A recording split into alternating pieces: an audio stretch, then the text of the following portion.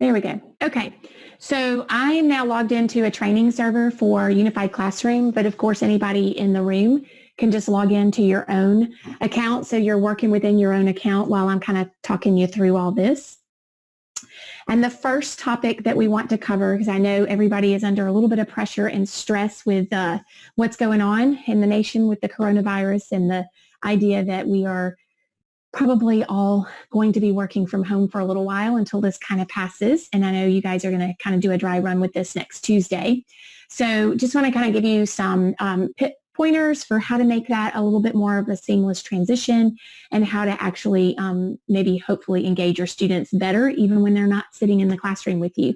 So we're going to start with what we call creating a master class, which I know some of you probably have already done and found the benefits of this and others may not have. Now I'm going to move through this. Oops, did I lose you guys? Oh, no, sorry. Okay, I'm going to move through this sort of quickly because we have a lot to cover and I want to make sure that we do get through everything and potentially leave a little time for questions at the end. But if you need to stop me, if I need to back up and show something again, or you're not sure where I went, please don't hesitate to interrupt me. I am happy to back up, and it doesn't bother me a bit. In fact, it's super helpful if I hear from you guys periodically to let me know that you guys are still on the same page with me and I haven't lost you. So the master class, what that offers is a means for teachers to sort of streamline their workload. So most high school teachers teach one content area and a lot of times only one course within that content area, or maybe one or two courses or two or three courses, but they end up teaching multiple sections of each of those classes. So for example, a high school math teacher might teach 2 sections of geometry and 3 sections of algebra. And so we want to figure out how to streamline that workload so that they're not creating content twice for the geometry and 3 times for the algebra classes that they teach. And the way to go about doing that is to create that master class. So what a master class does is allow you to create one place, build content in that place, and then link all of your classes that need to see that same content to that master class. And then when you make updates or changes or add things to it, everybody sees those changes. So you're not having to do it multiple times or do it once and copy it into multiple places. So it's going to save you a lot of time. And moving forward, everybody working from home, it is a different animal. I've been teaching online for the last 18 years and working with students virtually when they're not face-to-face with you is quite different than being face-to-face. I mean, for obvious reasons, but the biggest thing is that you don't have that opportunity to read their body language and their facial expressions when you're explaining something or when you're trying to define expectations for an assignment. So it requires a lot more detail in your instructions when you put things online and they're expected to sort of get that information largely from that online environment because you won't be seeing them or even potentially talking to them at all. It's all going to be through sort of virtual conversation in that sort of chat mode or that discussion mode. So, this is going to be, an interesting transition, but good because every kid that goes from high school to college is going to take a class online at some point. So this will be a good practice for them if they haven't had a lot of practice with that yet. So creating the master class, we're going to start with step 1. So the way that you can do that is if you'll go in your Unified Classroom menu, the very bottom option is Quick Links. So I'm going to click on Quick Links and then that opens up my menu. I want to go to the class pages section and I want to go to where it says My Classes. Okay, so if we click on My Classes, it takes us to our class list. Now, in my situation, all of my classes are currently inactive. I'm imagining if you're not currently using a master class that all of yours are active because your students are using them. So the first thing that we want to do is create that new class. And we have this big blue button in the top right corner that says plus new class. So we're going to click on that. And it allows us to basically put a name on this course. What do we want to call it? And FYI, I do have my chat window up. I'm working on multiple screens. So if you do have a question and you don't have a microphone, you can certainly type it in that chat. It is easier for me if you just talk to me because it's sometimes difficult. I might have something in my chat for a little while before I realize it's there. But I will monitor that chat the best way I can, answer questions if they arise in that chat as well. All right, so creating this master class, we're just going to put a name on this class. So for me, I have a couple of U.S. history classes. So this is all in my made-up world in my training server, but I'm going to call this one Mrs. Tanner's U.S. History.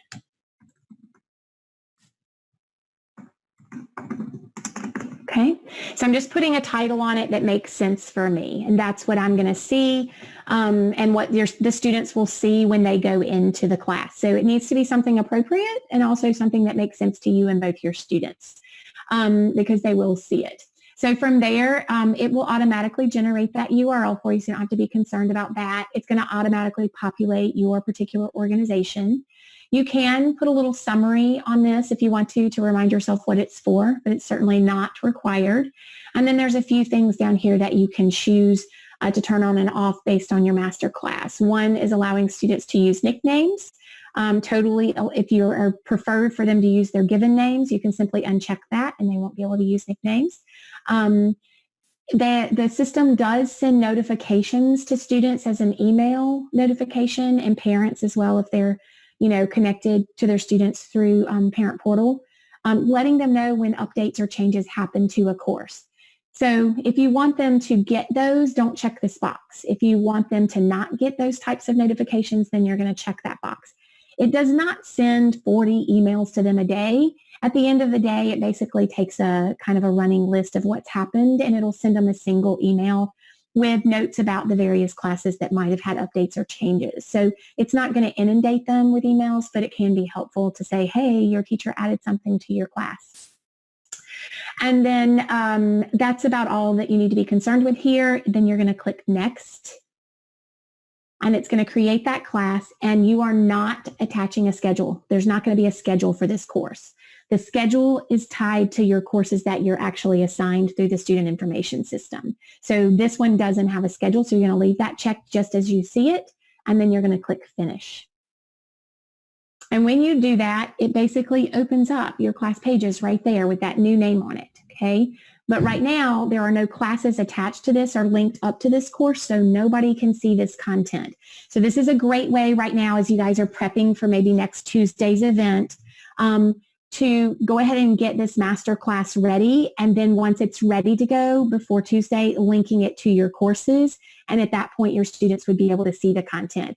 Prior to that, they will continue to see whatever content is in their existing course, okay? So for those of you that haven't created a master course, you're doing this for the first time, what you're probably going to want to do is copy content from one of your existing courses into this master class. And then you can do whatever you need to do to prep it for Tuesday and what you want to have there, and then link those courses to the class. So right now, I'm going to show you how to link the classes to this masterclass. And as we close today, we will talk about sharing content or copying content from one place to another. So I'll show you how to go into one of your existing courses and copy that content into this masterclass. When you go to link those classes, they'll have that access. So you might want to take notes for this. Although there is a document that takes you right through this process in the Help Center. Remember that Help Center is access to that little question mark there in the top. So after I show you this, I will then also take you and show you where this document is. So in case you need to refer back to it in preparation for next Tuesday and getting everything sort of managed, you'll be able to do that. So once I have this class created, I can go over here to the Manage Class button at the top, the menu under Manage Class, and the second one down says to Edit Roster. So if everybody will click on Edit Roster, even if you're not going to go ahead and connect anything, you can certainly connect something and then unlink it as well as quickly as you link it, so that you can keep this sort of protected until you're ready for students to see it. But from here, you're going to create sections, because when we create a master class, we are assuming that you want to have multiple sections attached to this master class. So you first need to create those sections. So you're going to click on the button to create sections. It's giving you a little information here. Basically, you can create as many sections as you want to. You can link courses to this master class. And even though everybody sees the same content, when you build new content, you will have the ability to make decisions about who sees that content. So even though you may have 5 sections of geometry, if one of those sections is an honors class and you need to provide some additional content for them or something like that, or you need to set different due dates for assignments for various courses based on when they typically meet with you, you can certainly sort of differentiate at that level, within the master class. So it doesn't lock you into everybody having access to absolutely everything and everybody having the same due dates. You do have some flexibility there. So it's just kind of describing that to you. So you say, okay, and now you're creating sections. So you're going to click this button to add a section. By default, it generally gives you 2 sections to start out with. So if 2 sections is all you need, great. But if you need 5 sections, you can add, of course, as many sections as you want to. From the sections, when you click on one, so like I'm clicked on section A, you can edit the title of that section. The word section will stay in place, but you can change the A to something else that might make more sense to you. For example, when I was in high school, we had 7 periods a day. So I might call this period 1 to indicate which class this is of my students. And so that would be the name I might put on them. And then I would click on B and I would change the name of B to, period 4, for example. Maybe I meet with this class first period and fourth period, so on and so forth. So I'm putting titles on those. Okay. Oops, I didn't maintain that edit. Hang on, let me try that again. Okay, and then for section C, I'm just going to delete that one. I'm going to just do 2 sections for the sake of time in our training process. So now I have 2 sections, section period 1 and section period 4, but there are no students in either of these sections. As you can see, it says no students in this section. So what I want to do is import students from an existing roster on a class that I currently teach. So I'm not adding students because that would be adding students potentially that I don't teach. Instead, I want to add my classes that I currently teach. So you're going to click on Import Students next. And when we get to Import Students, the best thing is to go ahead and click that box that says Only List My Classes, because you would be able to search and find all the classes that exist in your organization, but you're only interested in your own courses for linking. So you're going to click that box and then click on the search button, and it will populate with your particular schedule, whatever that might be. And from here, you simply need to find the course that you want to link up. So for example, I would link this U.S. history from first period right here with 19 students in it. So I'm going to click on Import. It's asking me, is this a one-time deal? I want to give them access once, or is this going to be like a forever deal, which means linking it, and I want it linked. So I'm going to leave the link button checked, and I'm going to click Continue. And now it gives me a list of the students that are in that course. And that's simply so I can confirm that, yes, I have linked this to the correct course. These are the students in my first period class. And then I simply click Import Students.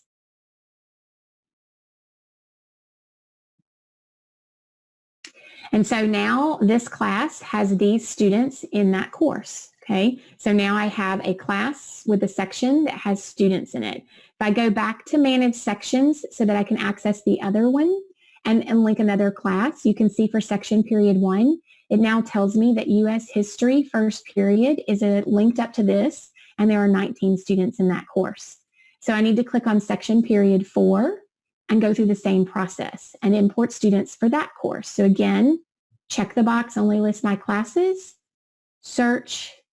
It shows me my class list here, and I'm going to go down to my fourth period 1, and I'm going to import those students. Again, I'm linking it, so I click Continue, shows me those students' names. Yes, this is my correct class. I'm going to import those students. And there they are. If I go back to my Manage Sections piece, I have 17 students in this section period 4 and 19 in my first period class. So there are my students, and I can then link, see that they are linked. If I, for some reason, inadvertently linked the wrong class or at some point wanted to unlink a class, I simply click right here on the Unlink button, and it will simply unlink them. When this course is linked up, now when my students go in and they click on their U.S. history class, it's going to bring them to the section of this class called Mrs. Tanner's U.S. history class. So before they would have seen information that looked very much like the name of this course at the top here. That's what it would have been here, that generic name. Now, because I have this course linked up to my master class, when they come in here, they see my custom name that I added to that master class. Now, this master class is currently not active. So even though I have linked 2 sections to this course, nobody can see anything right now because I haven't activated my master class. So it's still an inactive class. Making it active is simple enough. Under Manage Classes, it's my bottom option down here, Make Active. If it were an active class, that option would say Make Inactive. Here's the thing. If you do not currently have a master class, but your sections are active classes with students who have actively participated in things in class pages, you need to inactivate your real classes from your schedule and activate the master course. If you have them both active, it's going to be confusing to the system. So don't inactivate your classes until you're ready to activate your master course, and then link your classes to it after inactivating the classes in your class roster. Does that make sense? Because that was a bit of a mouthful, but normally people do this before a class year begins, and so their classes may automatically become active, but they inactivate them so they can, when they activate the master class they've linked it to, there's no confusion for the system. Does that make sense? Somebody can just give me a perfect. Okay, great. So as long as everybody's clear with that. Some of you may already have those master classes in place, and you can sort of help clarify that for some of the other faculty members that may be trying this for the first time. You just don't want your master class and those active, or the classes from your SIS schedule, to both be active, one or the other. Okay, so that is creating a master class. And now for me as the teacher, when I go into my course schedule, if I click on either one of these classes, oops, that's not the right one. Let's see. Do I have multiple? Yeah, it's this one right here. Okay, so this is the one I hooked up to it, I think. Yeah, so whenever I click on one of those courses that I've linked up to this master class, it's going to bring me to that same place that my students will see. So it's these 2 over here. Okay, so this one, same thing. Okay, nope, yep, nope, that's the wrong one. Sorry. I have too many history classes here. Not that one either. It's this one right here. Okay. So you can see if it's not one of those that's linked up, it goes to that generic course name. If it's one of the ones I linked up, then I see my master class now. So that is creating a master class. And as we talk about assignments, I will clarify how that will streamline work for you as teachers. Because when you add content, you only have to add it one time and everybody sees it. So we'll continue to talk about that, sort of reducing your workload. Yeah, I see somebody with a hand up. Go ahead and let me know. Go ahead. Okay. Question regarding the importing of students. Yes. Do you have to do a whole class, or can you do certain students from a class? I've never been asked that question. Let's go in and test that. I think it's the whole class. Oh, nope. Let's see. Let's see if we can unlink.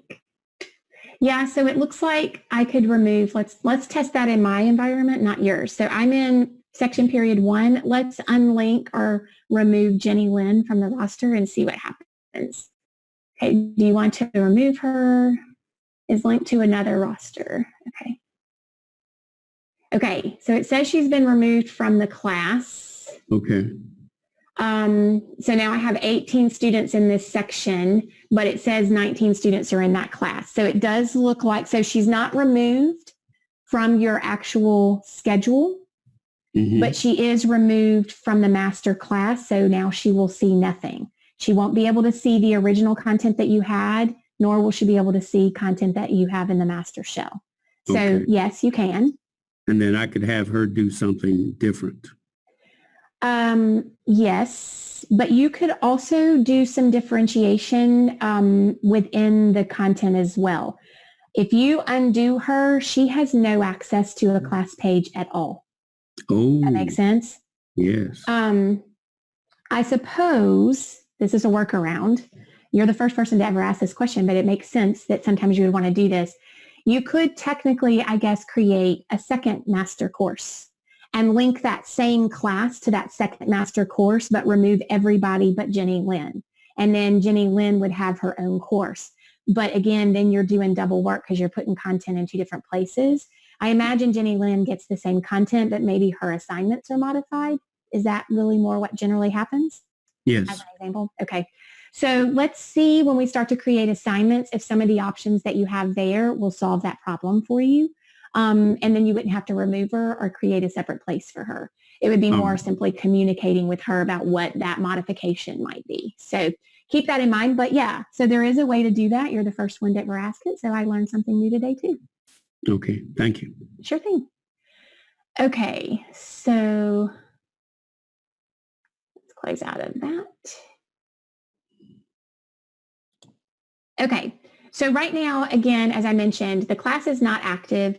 So nobody can see anything, even though I'm going to build content in here. So it does give you the ability to sort of work behind the scenes and then make it active when you're ready. So under the circumstances, I imagine some of you who are going to be prepping for what's going to happen through, for next Tuesday and everything like that, that you might need a little time over the course of the next couple of days to kind of get your ducks in a row before you want it out there and published for students to see. So just know that you can even go in and inactivate your current courses if you just needed a little reprieve for a couple of days to get everything back in order for what you want to do moving forward under the circumstances that we find ourselves in. But don't forget to make it active once it's time for students to see it again, or start getting those emails like, oh, I have no content, okay? All right, so now we're going to move on to the second topic for today, which was basically creating assignments and setting those up with potentially like rubrics and things like that. As I mentioned, it often takes quite a bit more detail in your instructions when students are getting all of that content completely in sort of virtual format and you're never actually speaking to them or seeing them because it just makes for a different kind of environment. So we're going to talk about creating some of these activities. Now, and one of the things that was on my original list was how do we get them in content blocks? You can create activities in two different ways. And when we talk about activities, we mean assignments, assessments, discussions, polls, and WikiProjects, basically. And you can create them right here from the activities list. And when you do it here, the student doesn't see it in a content block. It's going to show up in this list, for example. So if I created an assignment from here, it takes me out to this list, and I have none right now because nothing has been created. But anytime I add an assignment, it's going to have a home in this list right here. And students can simply access that by coming into the same place in their platform and clicking on assignments and then seeing that list and being able to click on which one they need to look at. Even if you create those activities, though, in a content block so that it's visible on a page, it will also show up in this activity list. So when you create a content block, it basically goes in two places. If you create this activity just on the assignments list right here, if you don't make it a content block, then it's not going to be visible on a page. So again, it just depends on how you've organized your content and what your students are accustomed to doing, which one of those makes the most sense. I'm an elementary school teacher. I'm also a graduate level teacher. To me, the assignments being visible in a content block makes the most sense because it's also going to show up in the assignments list. So for students that prefer to go straight and cut the chase straight to the assignments list, they can do that. But for those more visual learners that need that sort of spatial tactile type of thing, that content block might be helpful to them. Okay, so let me go back to the pages and we'll talk about creating those content blocks. Now, I assume that you guys already had some training, so everybody's good with creating new pages and that kind of thing and organizing those pages. Is everybody good with that, or is that something that we need to cover as we go about this process? Fine by me.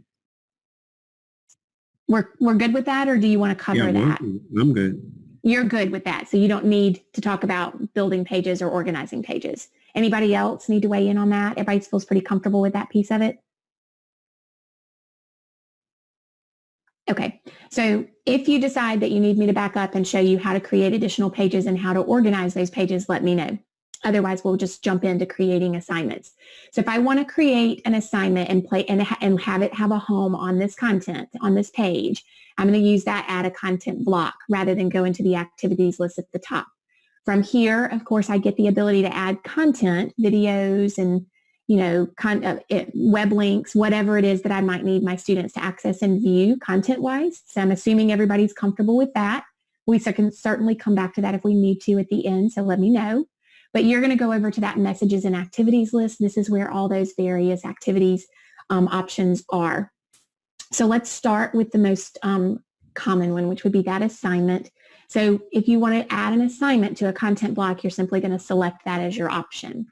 And here you're simply putting a name on the content block itself. So this doesn't necessarily have to be the name of your assignment, but it could be, so if I'm going to do an assignment, let's see, what might we do? Let's say we do a essay on a colonial leader. Okay, so let's say that is going to be the title of my content block. Right here, you do have the ability to say right now where you want that content block to land on the page. By default, it's always going to usually put it in that top left piece or somewhere on the top. Okay, so you're going to select where you want it to be, and then you're going to click on New Assignment. So you can see right there, it's added that to a content block right here, but now it's asking for the details. What is this assignment? Okay, so this right here, it's asking you for a second title, and that can be a little bit confusing. This would be the title that shows up in your gradebook. So you might want a shortened version of the title you put on your content block, or it could be exactly the same. It's totally up to you, but that's why you have two titles for an assignment. So let's say Colonial Leader Essay. That's what I'm going to call this one. Now, this is something that I kind of talked with Carlos and another teacher about a little bit earlier this morning in preparation for this training. And I'm going to point this out because I think it's going to be particularly important for you guys moving forward if you have to do any length of time of online basic teaching and instruction and grading over the next short term until, whatever happens with the coronavirus passes us by. So adding rubrics is a great way to, number one, clarify what your expectations are for students, because when you build a specific rubric for an assignment, and a lot of times a rubric that you build for one assignment, pieces of it might work for other assignments as well, but you're basically clarifying exactly what you're looking for in that assignment, and you're giving descriptions of what that should look like when you define those criteria for your students.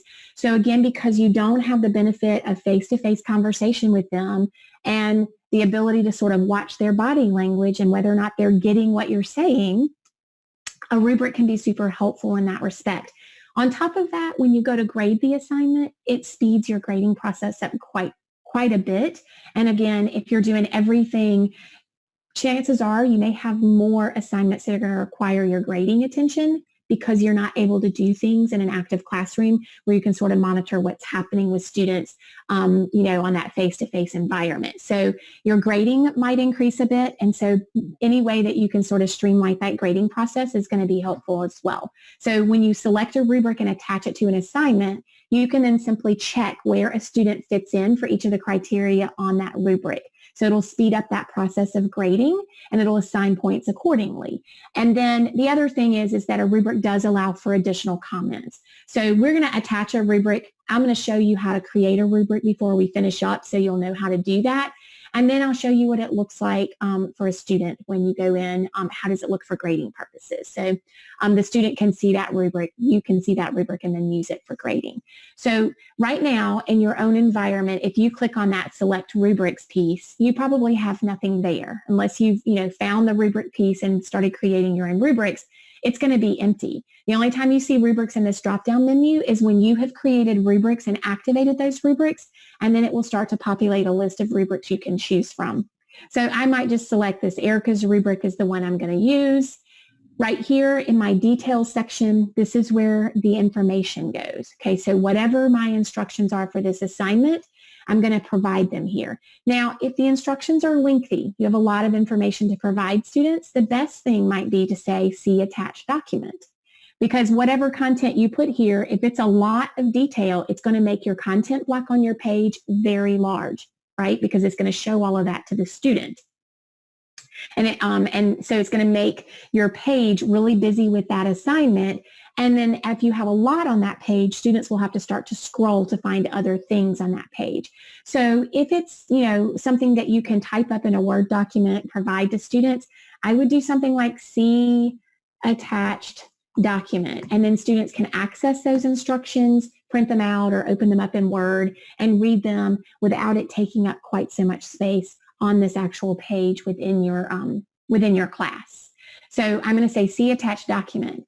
The next piece here says sections. So create assignment for all sections. It usually assumes that that's what you want to do.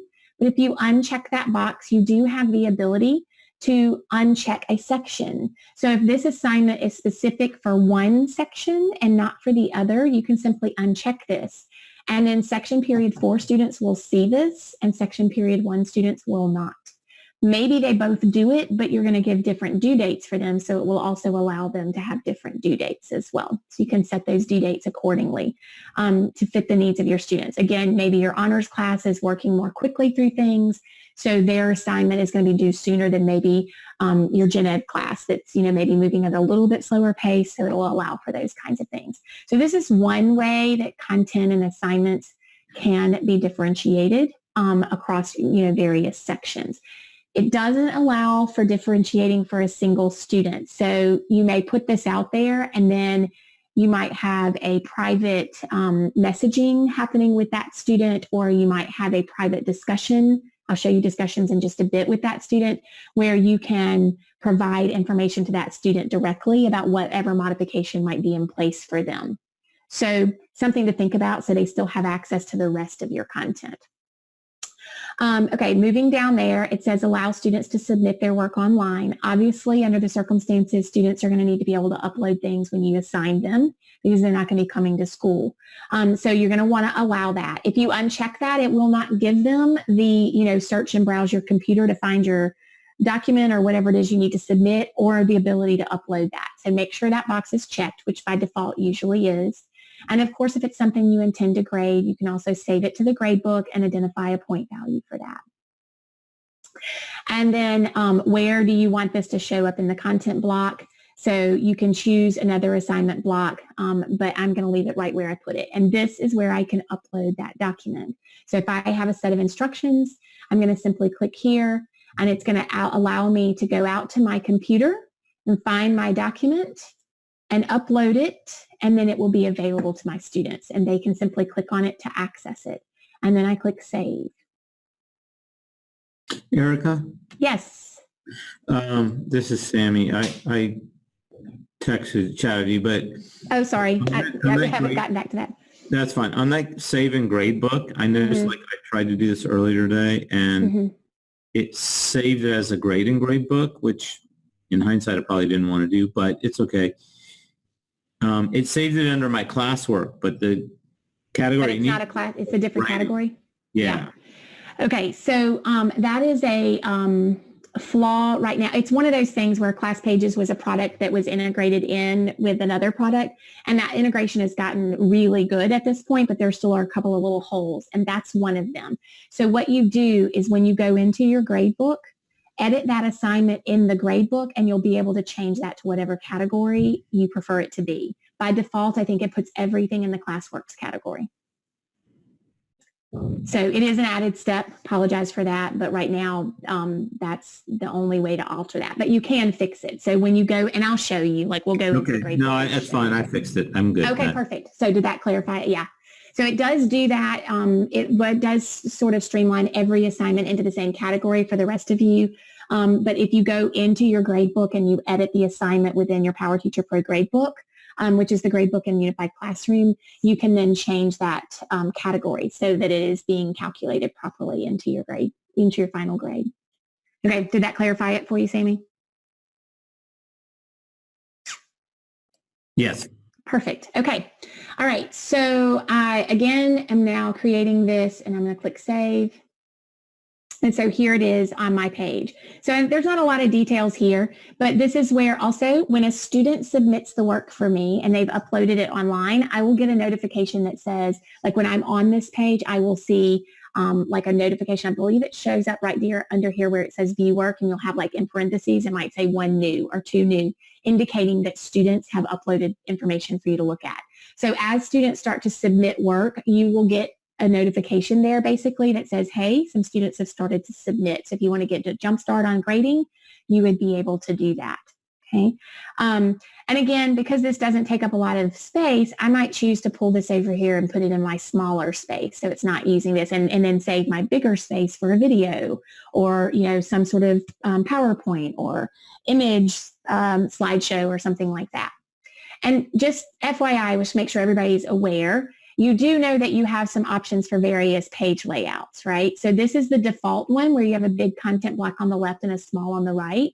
But if you go under the Manage Page menu, you do have a page layout option. And so you have these other options to choose from as well. I kind of like the 2 even ones or the 3 columns. But again, it depends on, what kind of content you're putting out there for your students and the way it looks best. One of the things when you're building online content is you're always going to, for example, if I cancel out of this. If I put a lot, let's say that this whole page was called Colonial Leaders and everything that was on this was related to a unit that we're doing on Colonial Leaders, right? So this is, the name of my page. And I have quite a bit of content, some videos, some articles I want them to read, maybe a couple of web pages to access. Maybe we have a discussion and then we have this essay, and all of this is happening on the Colonial Leaders page. That content can get busy and take up a lot of space. So choosing a different layout may allow me to have more of that content visible to the student without them having to scroll. Because as you put more content blocks on this page and it takes up more space, students will then have the ability to scroll to the bottom and then back up to the top to see all of that content. So choosing, a different page layout might help to make, you want as much of that content as visible without the need to scroll, particularly new content. So if it's older content, you're going to put that at the bottom and you're going to have your newer content populate at the top. And so if they're scrolling to see older content, that's less of a concern.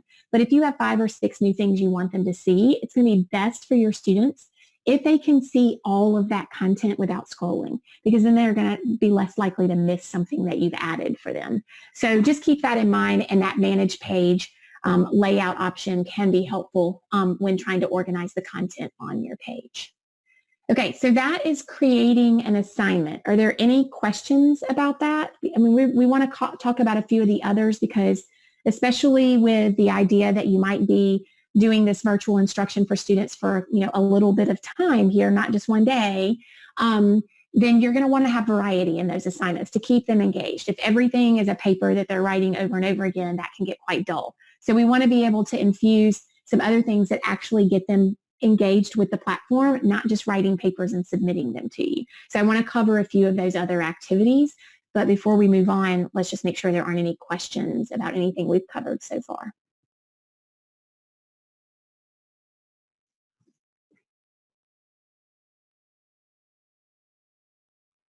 Okay, I'm not hearing from anybody, so I'm going to keep on moving. You guys, again, feel free to stop me when you need to.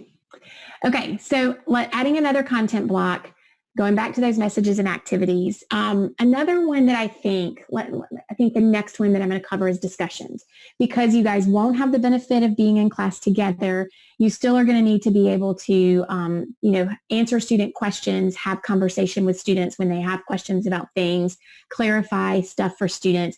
And the third thing on our agenda today is also managing effective communication with students when you are not in class with them and you don't have the benefit of knowing you're going to see them tomorrow or you're going to see them on Monday for class. So how do we sort of navigate that communication means? And you have tomorrow and you have Monday to sort of talk about this with your students, so they're prepared as well about how you are going to communicate with them moving forward.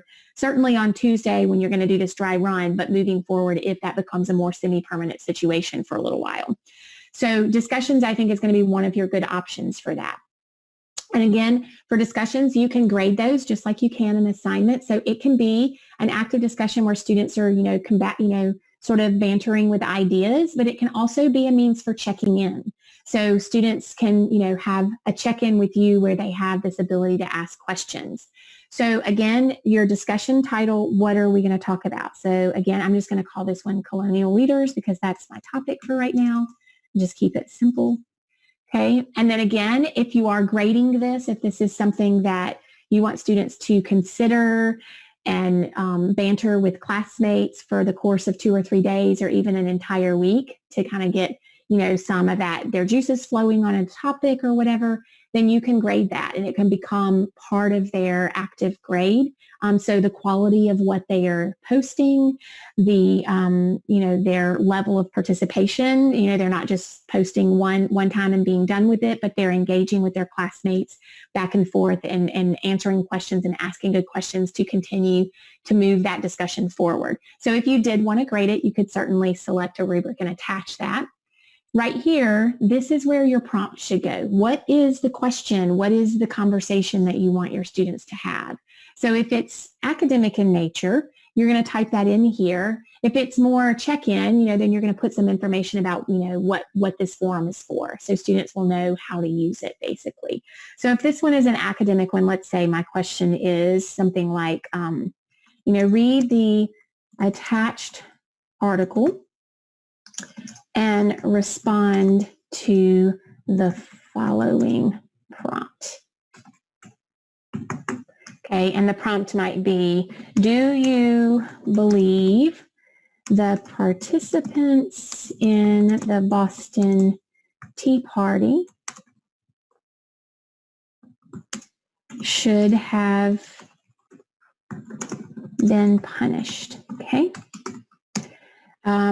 Support your response. Okay, so whatever my prompt might be, I'm going to post that here so my students know what I'm expecting. And again, this does allow at a later point for me to attach something to it. So moving forward, because you won't be with them, this would be a great way to have students read something, maybe a segment of the text or an article that you provided, or watch a video. Watch the video in the content block entitled whatever you've entitled it, and then respond to that so that you can get students engaged as if you were having class, with them in real time. Most of the time, these things happen asynchronously, meaning students are given a certain amount of time to get this work done, watch the video, respond to a classmate by tomorrow, and then spend the next 2 days after that having conversation back and forth based on what your classmates' opinions have been. So you can sort of, have a conversation that happens over the course of 2 or 3 days. You can say, if you guys on Tuesday are meeting during your technical class timeframes, it could be a live discussion. But I will say that you will find that a little bit challenging, as your students will, because everybody will be posting at the same time. And if they're responding to one another, sometimes those responses can get lost. They're responding to one and they can sort of get a little bit lost into what's getting posted when and where. So be mindful of that. It can be a little bit challenging for synchronous, especially in this format. Other things like Zoom that we're using today are better for that synchronous stuff. But for right now, that is not what your plan is. Your plan is to deal with, with this situation within the confines of your class pages. So keep that in mind when you're designing things to keep your students active and academically challenged. Okay, so once you've decided what your prompt is and you place that in there, you do have 4 options for how to run the discussion. So the first one that we call class discussion, what that would mean in my case is that my 19 students and my 17 students that are linked up to this master class would all be in the same conversation. So 36 people or whatever that is, something maybe even be more than that, 38 kids, however many that is, they're all going to be in the same conversation, which sometimes is important that you have everybody on the same page, especially if you've posted something and then you start a discussion that says, hey, this is a great place to ask questions about this assignment. And then because if you ask a question, it might benefit you what my answer is, for the whole class. So having those sorts of discussions where everybody across all your classes are involved would be great, because it's not going to be a constant thing. It's going to be more of a couple, few people asking some questions, you responding, and the rest of the students being able to go in and see what those questions were and what those responses were and utilize that. So it'll save you from answering as many emails. So it can all be visible to everyone. Yeah, go ahead. Okay, so the class discussion, just to be clear, yes, you have 5 sections. Yes. And a master class. Yes. You put this in the class discussion for the master class, all 5 sections. All 5 sections see it. That's what class discussion means. Exactly. So you're probably not going to do this if you want them to actually, like what my situation is with the Boston Tea Party thing, and they're going to read an article and then have a conversation with a group of students. I would never choose class discussion for that. Okay. I would want it to be smaller groups that are more manageable for them. Because if they have to read 38 other people's responses, I can tell you right now, they're not going to. They're going to read 1 or 2 of them. They're going to engage with those 1 or 2 students, and they're going to maybe miss out on some other good stuff. So I would choose a different option for this type of activity. But a class discussion moving forward for what you guys are about to deal with, it would be great for you to create a class discussion to sort of support students with a particular assignment or something like that, where they can ask those questions and everybody can see what the questions are and what your responses are, because then they won't have to ask the question. They'll see somebody else has already gotten that answer for them. So it'll reduce your number of emails coming in about the same thing, because when you have a hole in a set of instructions that leaves students questioning what you're looking for, they will all be asking that exact same question. So by creating a discussion that everybody can see, you will save yourself time and it will be beneficial to the class. For what I have up here, I would go one of 2 ways. I would either go with a section discussion or a group discussion.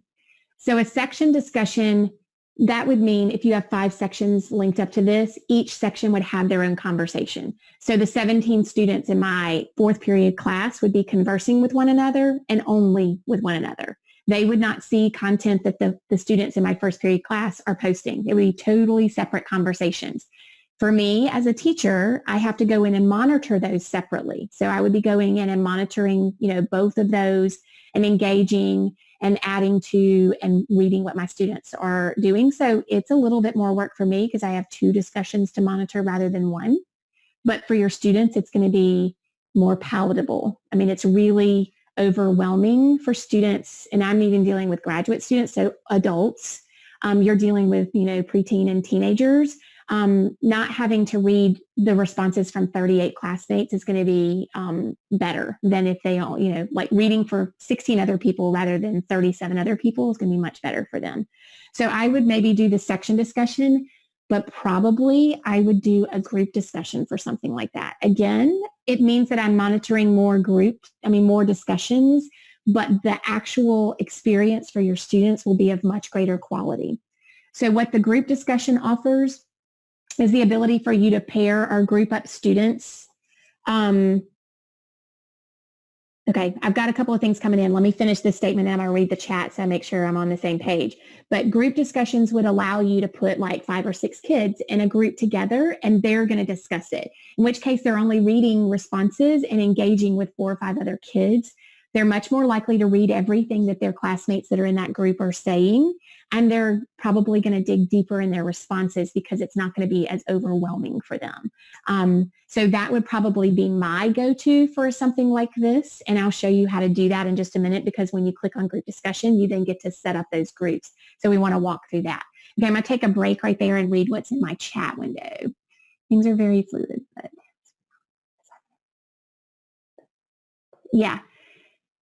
Expected length. Yeah. Okay. So it's suggested that maybe giving students expected lengths for at least their initial response might be helpful. And if you build a rubric and attach it to this, so if you build and you can build sort of a generic discussion rubric. So that basically defines what are your expectations for their initial response to this? How long should it be? Should they be citing sources in that? Or should they be, citing details from whatever article you had them read? So yeah, you could build a rubric that would clarify those expectations. And then students would have a better sense of what you were looking for in terms of their engagement. So I think that's a great idea to give them some of those parameters. Because he's right. A lot of times you'll end up with 1 or 2 sentences when they really could contribute quite a bit more. So section, of course, is great. And I think that's a great way to go. For me, groups is even better for students. Sections, better for teacher because you're only monitoring 3, 4, maybe 5. Groups, you would be monitoring more than that, but maybe more than that, depending on how many people you put in a group, but less daunting for your students. Okay, so a little bit more palatable for them. Okay. Okay, great. Somebody says that they can supply some discussion board rubrics, I guess, for the group. Yes, and other people are saying, please do that. I have some that I use at the graduate level, but I'm not sure they would be particularly great for you, but I'm happy to pass those along as well, because that might be helpful moving forward. If you are in a situation where you're going to be doing this for a couple of weeks or whatever, then that might be helpful to do that. I will tell you that I found one of the things is if I stretch this out over the course of the week, which is usually what I do for a discussion. So I pose the question, they have access to it. I expect their initial responses to be posted, let's say on Monday. And then they have until Wednesday to respond to X amount of classmates. So because I don't usually, I have a section that might have 12 students in it. I don't always put those down into smaller groups. So I might tell them that they have to respond to 2 or 3 of their classmates' initial posts, and they have to do that by Wednesday. And I do that because if you just set, okay, the discussion is open from Monday to Friday, but your work needs to be completed by Friday at whatever time, then what happens is some students will post early, and because they're diligent students and they like to be on top of things, and other students are more last minute students, and they will tend to post right before the deadline. And when they post right before the deadline, their work is really not contributing much to that discussion, because nobody really that already did their work is reading what they've posted. So by setting sort of these multiple deadlines, you sort of combat that a bit. So if they post on Monday, that means that they have to respond on Monday. And then they have a couple of days to go in and read their classmates' responses and respond to a certain number of those classmates.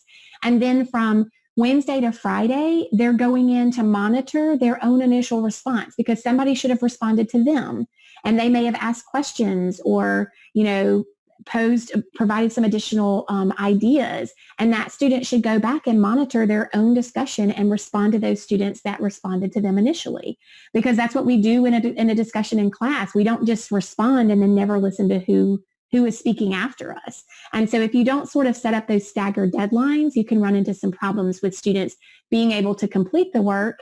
And based on your rubric, you can't really fault them. But at the same time, what they didn't contribute a lot to the discussion or to their classmates. So just some ideas, because some of the questions that I had in my initial documentation from you guys was, about doing really good online learning. And so that I have found over the course of 18 years of teaching online to be a useful tool to sort of combat some of that.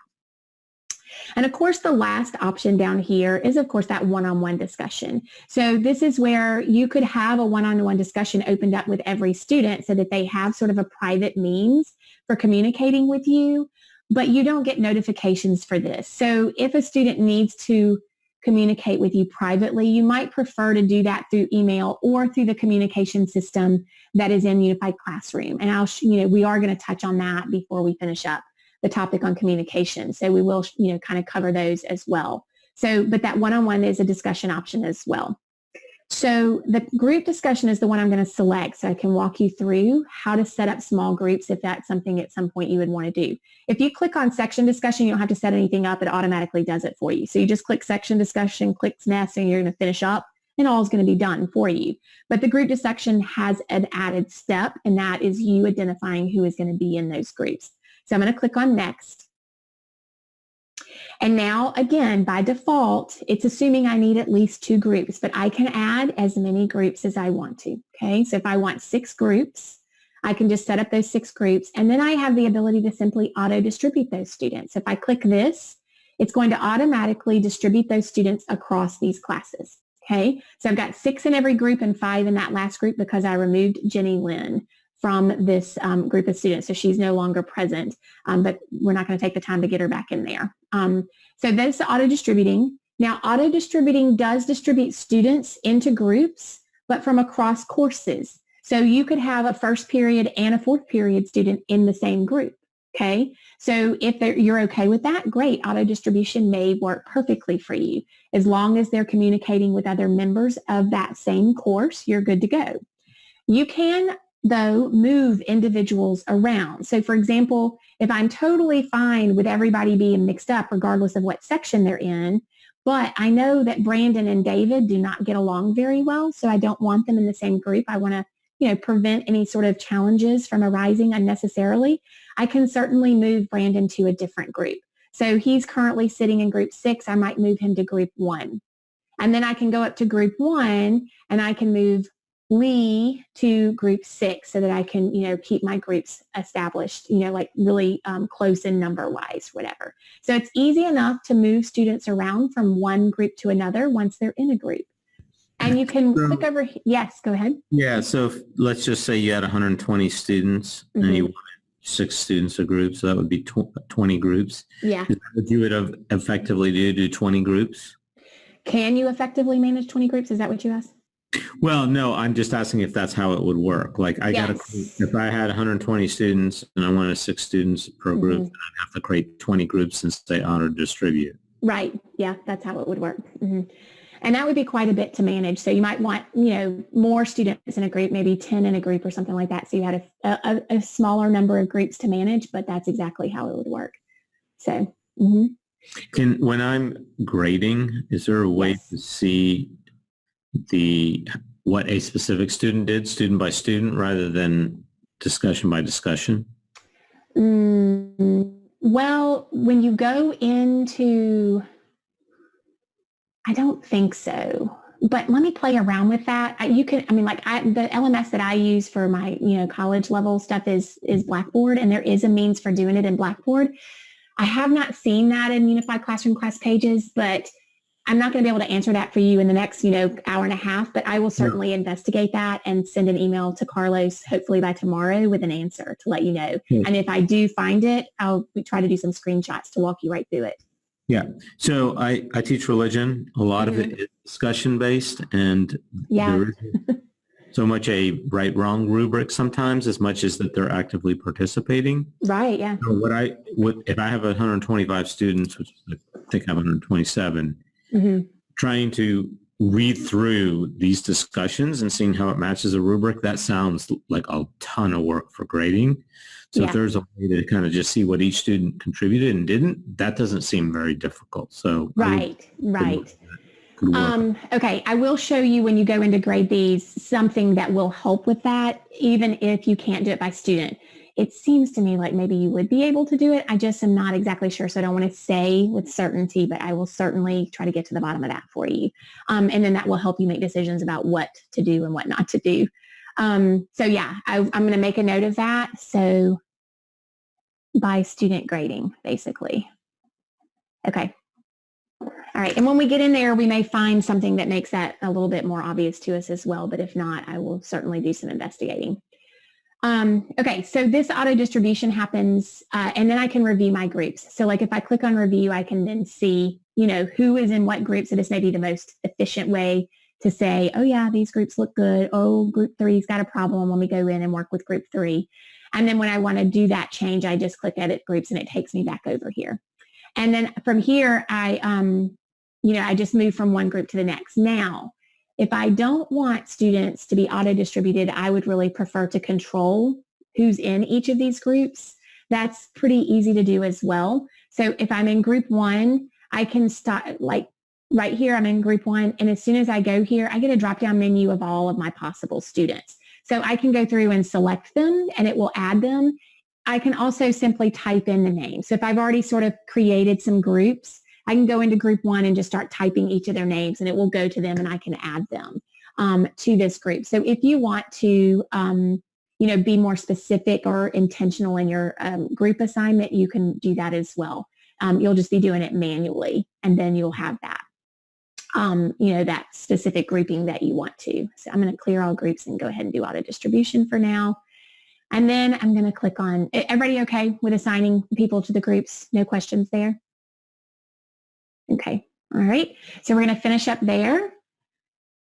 And now we have some things. How long is this discussion going to be open? So it always sets us a default setting for like a month long, but certainly you can change this to whatever you want to. So like I might have this open from Monday until Friday of that week. So I'm going to stick in March and go, it's going to be open from Monday the 16th till Friday the 20th. My start time is, you can set these however you want to as well, so you can change those. There are some security settings. The first one is students can view other group discussions. So that only shows up, of course, if I'm doing group discussions.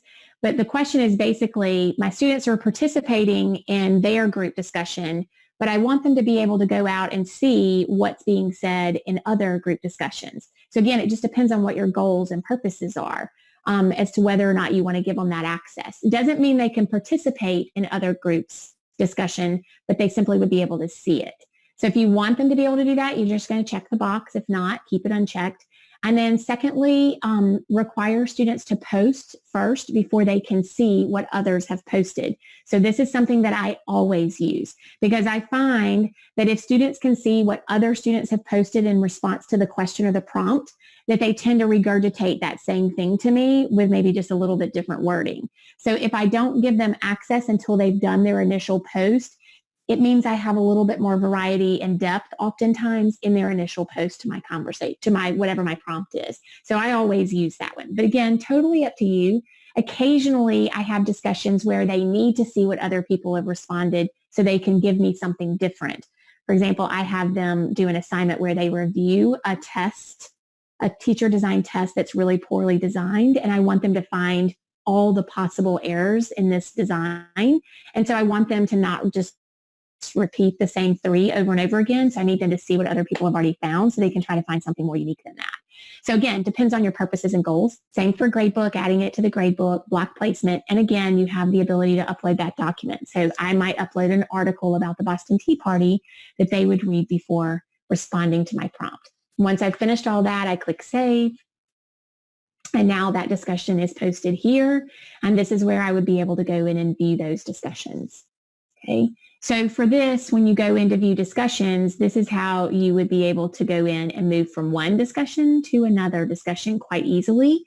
But I don't know, I have a standalone learning where we can go in and look where a student has responded and we might be able to see a little bit more. Let's see what we say. View results, what options we get here.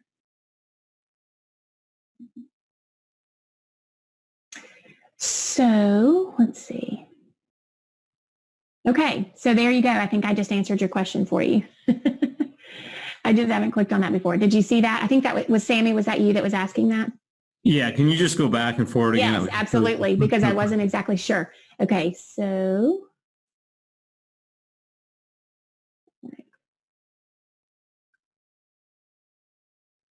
Okay, so from here, oops, let me X out of that. Okay, so from here, when I click on view group discussion, this will allow you to see like group by group. So as you're, kind of monitoring throughout the week, if you were doing a week-long discussion, you're probably going to want to go into each group's little discussion and maybe contribute something here or there. You also can do some, as you're doing that, you can actually sort of, in a way that students don't see, you can assess their participation with a 5-star rating. And I'll show you that in a few minutes after we kind of finish talking about this. And it doesn't show it to the student, but at the end, you'll be able to see sort of your overall rating for students. But this is how you would come in and you could maneuver from one group to the next. So from here, I would be seeing anything that was posted by the 6 students or 5 students that are in group 2. And I would be able to click on each kid and then see kind of what they posted and who's responded to them and that kind of thing. But if under manage discussions, when I go to view results, and this is what I usually always typically go over, and I just haven't clicked on the other button, or I hadn't clicked on a name. So what happens is it's telling you what group, so they're in alphabetical order, it's telling you what group they were in, and it'll tell you how many posts they have. So if, Cody posted 6 times, I'll see the number 6 right here.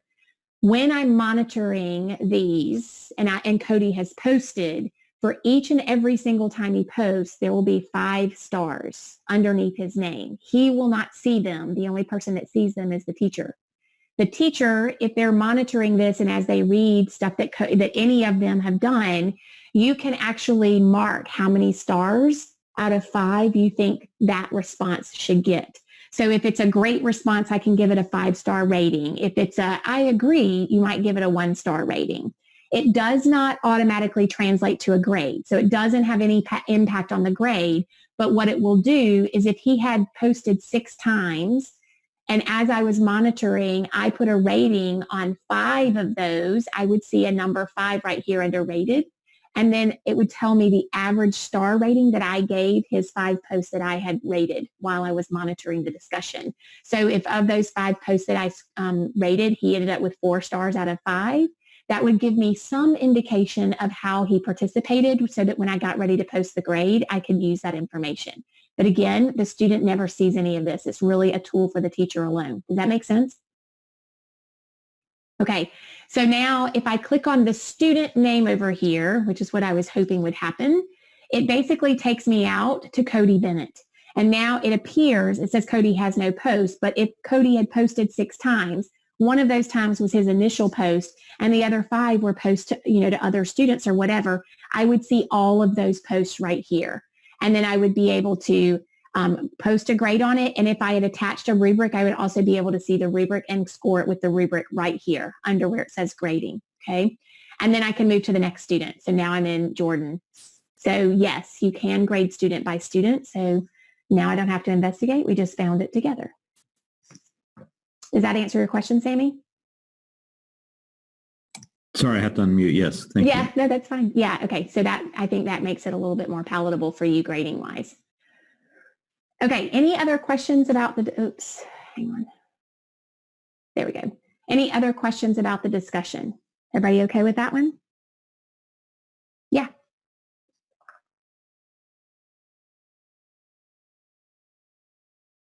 Okay, so if I were, so not for a discussion, they're not going to submit documents for a discussion, but like for this assignment that we created earlier, when you go in to view that work, so when you click on that little down arrow, it's going to take you out to the same place like the discussion did. So here's my students. And if a student has handed something in, you'll see it there, like how many documents did they upload? And you'll be able to click on their name and it will open that document. And you can annotate on that document. So you'll have a set of tools where you can write or put text on the document or circle things or whatever. So you'll be able to annotate directly on the document and that's how you would access it. And again, when you go into grading, you can grade by rubric. So I don't have anybody that submitted anything, but this is what the rubric would look like. And there's actually nothing in this rubric because it was, a sample and I was just showing somebody how to do it.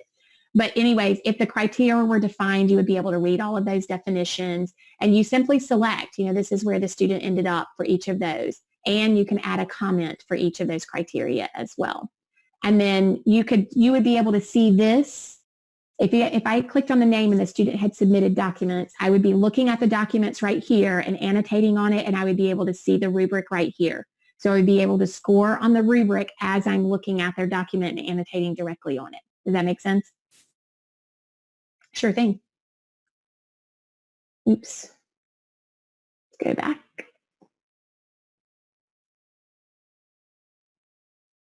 Okay, so back to pages. Okay, so is everybody okay right now with discussions and then also with assignments? Everybody good? All right, great. Okay, so the last activity, now certainly polls are something that you can do and assessments are something we can do. And maybe we need to cover assessments. You guys can direct me on that. WikiProjects are set up in exactly the same way that a discussion is set up. So the options are exactly the same. So you can set up a wiki project for your whole class, which would be all 36 of my students, or I could set it up by sections, or I could set it up by small group, or I could set it up by individuals. So wiki projects could be an individual project. What a wiki project is basically the student gets their own access to a set of blank pages. So basically they're going to start with something that looks like this with no content on it, and they'll be able to add their own content blocks, but they will only have access to content. They will not have access to messages and activities. So they can't create discussions or polls or anything like that, but they can certainly upload their own content.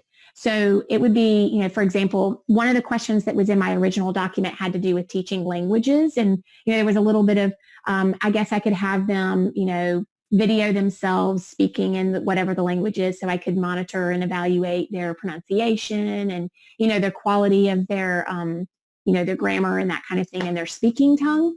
And certainly they would be able to do that. They could create those videos and then they could upload them. And then you would be able to monitor and evaluate, their progress using those videos. So it's a way for students to be able to upload content in all the same forms that you can. So they can upload text, they can attach files that you would access, they can attach web links, they can, add images, they can add videos, audio files, all of those things.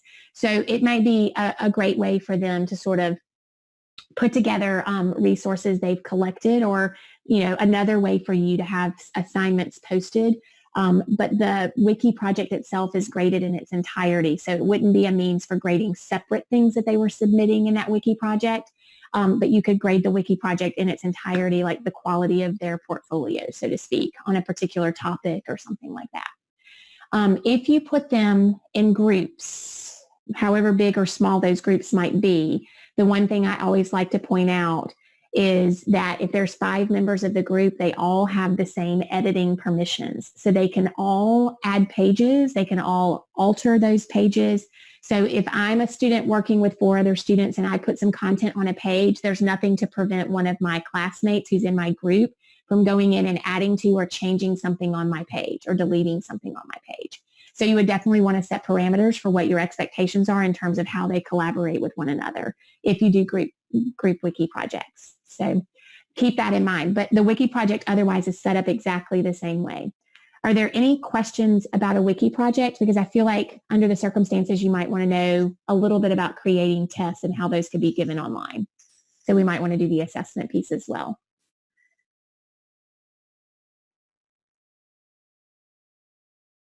Okay, so everybody's okay with wiki project.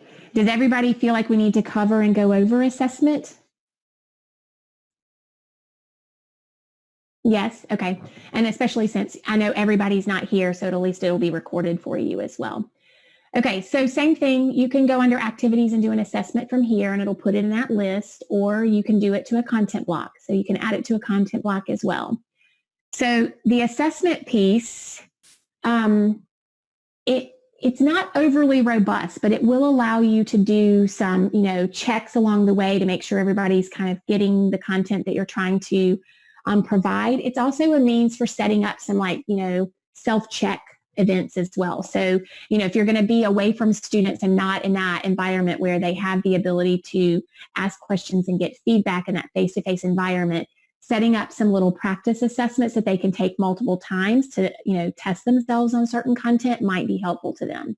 So when you click on new assessment, you have 2 options. Of course, an exam is one that is designed, usually the goal or purpose is to assess their, to assess their knowledge basically. And generally a grade is attached to an exam. Okay. So it's, kind of that way. A practice one is really designed for the learning process. So more like you're going to set up a test. You might allow multiple, they might be able to take it multiple times. You might set up some feedback that when a student selects a particular answer to a question, it gives them specific feedback that says, okay, this isn't quite right. Think about this, so that they have, can maybe select the right answer the next time around. So it depends on what you're trying to accomplish as to which one of those makes the most sense. But we're going to say exam for this one, and we'll say next. And we're going to put a title on this exam. So I'm just going to say sample test for this for now. Jeez, I got butterfingers this afternoon. Again, your description may be some instructions for your students where you kind of identify this is, a self-check activity. You're allowed to take it as many times as you want to, or in this case, this is designed to assess your knowledge on chapter 1 or whatever your information is. So you're just going to type in whatever that information is here. And then of course, do you want it to go to the gradebook? Okay. And then we're going to click on next. And then this is some decisions that you get to make about how this test would be administered to students. So basically, do you want to set a time limit on this test, or is they going to have unlimited time? If I'm doing something for self-check purposes, I'm not going to limit the amount of time they can have access to the test. And I'm going to maybe, let them take it as many times as they want to, 10 times, whatever. But if I'm assessing their knowledge and I want this to be indicative of where they are, within the content of the class that I teach, I'm probably going to put a time limit on this, 15 minutes, whatever, and I'm only going to let them take it one time.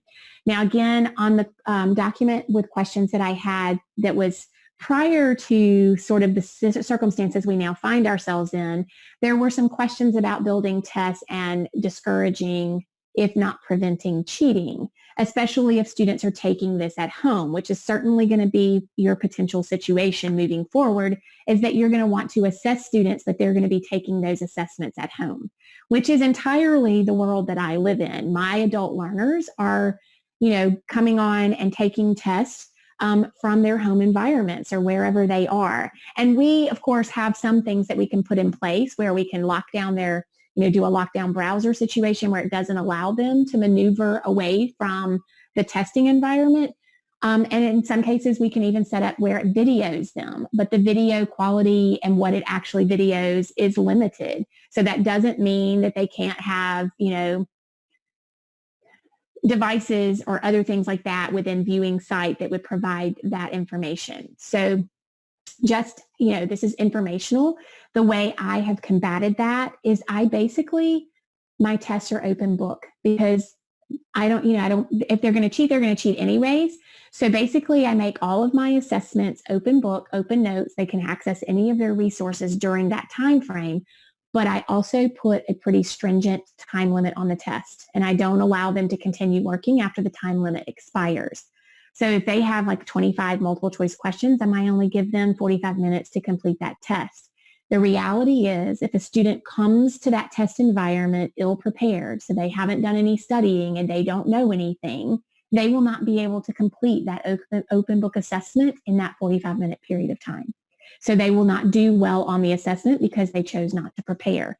And I generally explain this to students. Open book sounds great, but you're on a time limit. So if you come to this assessment unprepared, there will be not enough time for you to find all the answers in your textbook in the time that I've given you to complete the test. So I found that to be the most effective means for encouraging students to prepare and study ahead of time if they want to do well on an assessment.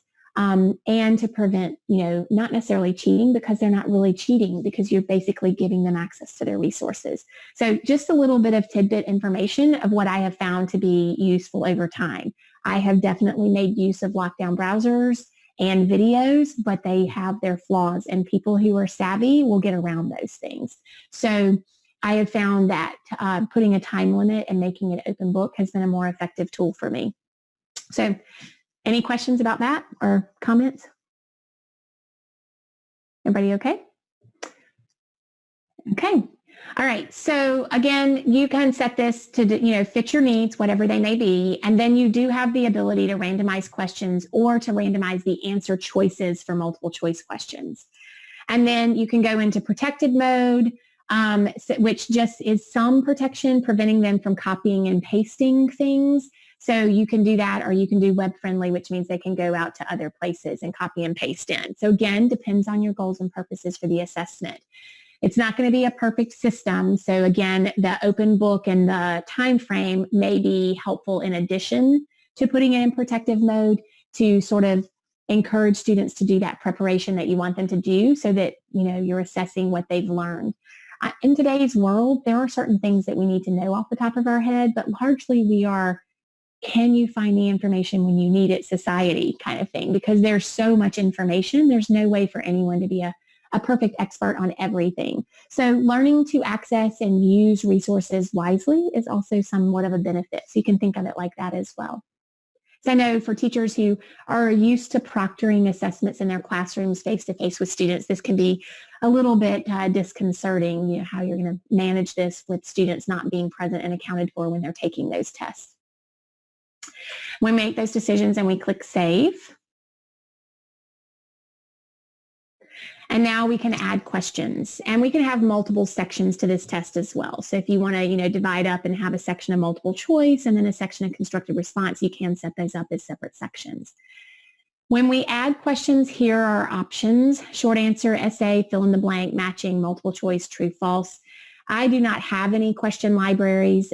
You guys may have access to some, I'm not sure. So if you do, then you may be able to, access some question libraries, or if you've shared questions with one another, or you might be able to import questions if you have some. But generally speaking, when I do training on this, it's people that are going to be creating those on their own. None of these are difficult to create. It's pretty self-explanatory, and it kind of walks you right through the process. So this one is short answer essay questions. So of course, it's simple enough. You're simply typing in whatever the question is, whatever the prompt that you're going to respond to. But it does allow you to upload a document. So if you wanted to, give them an article to read, so for ELA teachers, if you want them to read a passage and then answer, this constructive response question, you could certainly do that, and you could upload that passage for them.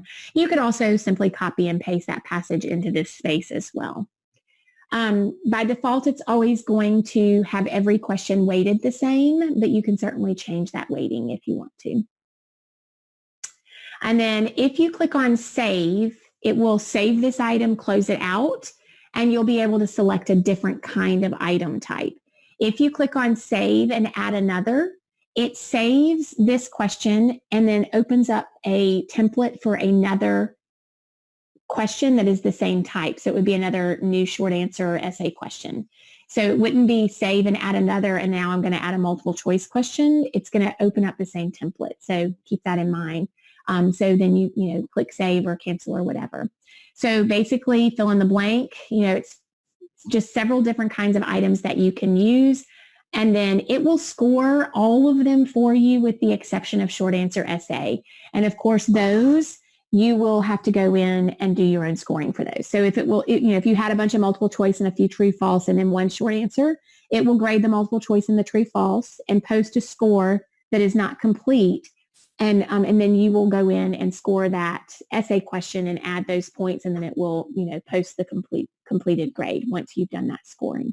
So of course it cannot score those short answer essays for you. Any questions about that? And of course, because I put this in a content block, if I were to, once I built the test and I saved it, it would have a home. Let's go back to, sorry, not calendar, pages. Okay, it would have a home and a content block just like these things do. So the student would be able to access that test right there from the page. If you don't put it in a contact block, of course, they can access it straight from the list of assessments that you've created. So again, two different avenues to get to the same place. Okay, everybody okay with assessments? I have a question. Okay.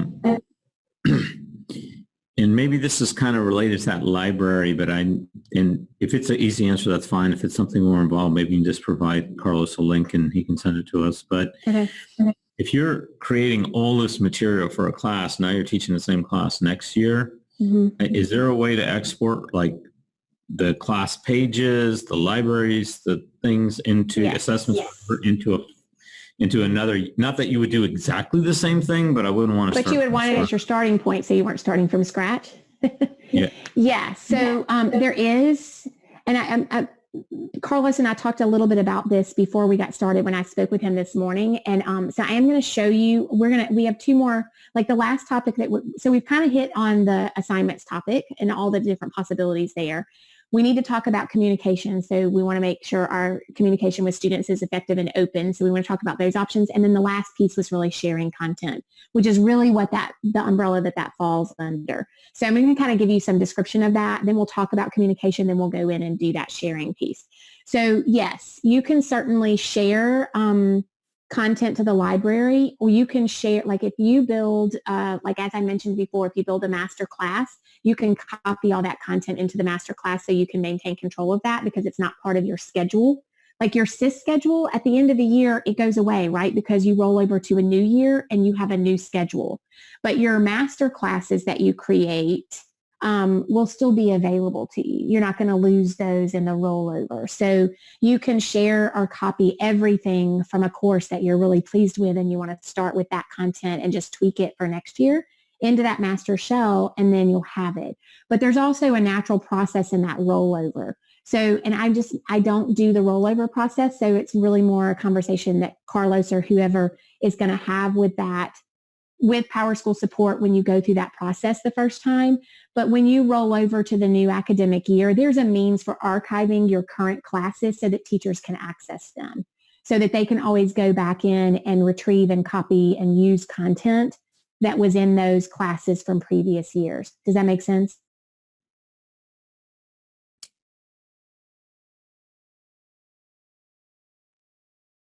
Right.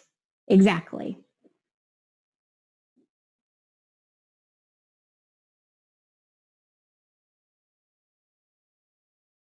Right. So you just want to make sure that the archive classes, and yeah, that would be an admin decision, but the admin can turn that on so teachers would be able to access their archived classes. But in the short term, and because that can be somewhat a little bit, concerning for a teacher, they're like, oh, I don't want to lose everything. What happens if it doesn't work? We can certainly build a master class, and I'll show you how to share everything from one class into that master class so that you'll have access to that. Because it can be an inactive class. It's like your sandbox, and your sandbox doesn't go away. So you can hold on to that. So you can build a master class for each one of the different content area classes that you teach so that you could maintain that. And then in the summertime, when you have additional, sort of a little bit more time to sort of do that development, you can certainly go into those master classes where you've saved that content from last year and do that tweaking and preparation for the next year long before your schedule's ever set.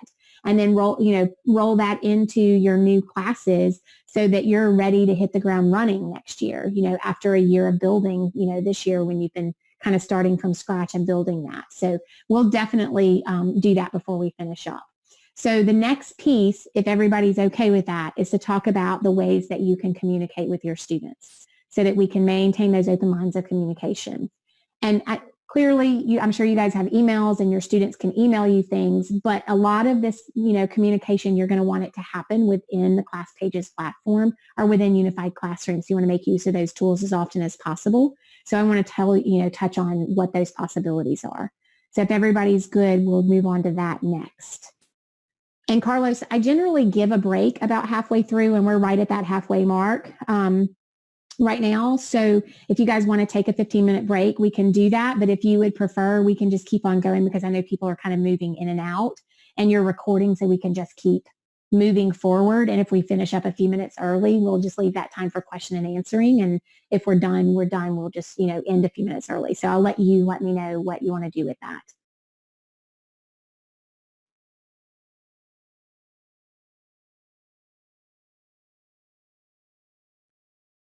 Okay, somebody says keep going.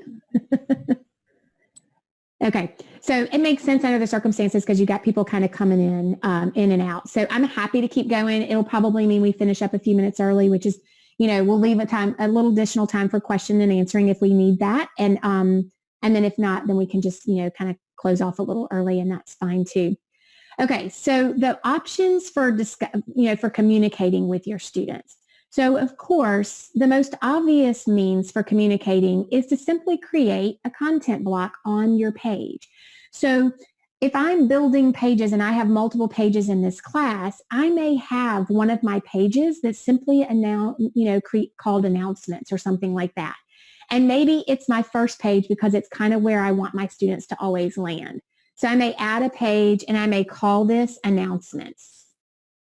Because if my students are becoming very accustomed to coming into my class page all the time to get content and to see what assignments have been assigned to them or whatever, then this is a natural location for them to get any updated information from you. So again, for me, and it's what I do in my own online environment, there's an announcements page, and it's the page that by default my students land on when they come to my class every time. And my new announcements are always the first thing on the page. It's going to be the top, the top of that announcement. So old announcements are still visible to them, but they're going to be at the bottom. And anytime I add something new, I'm going to put that at the top. So I would probably just create a page called announcements, and I'm going to put this, I'm going to move it to the top. So I'm going to wait and create that, and then I'll move it up to the top. And I am creating this for all sections.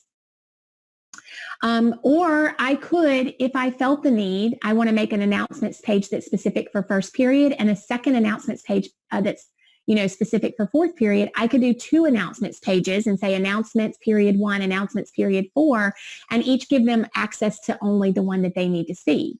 So if I had different kinds of announcements, I could certainly do that, but we're just going to do one for everybody right now. And I'm going to click save.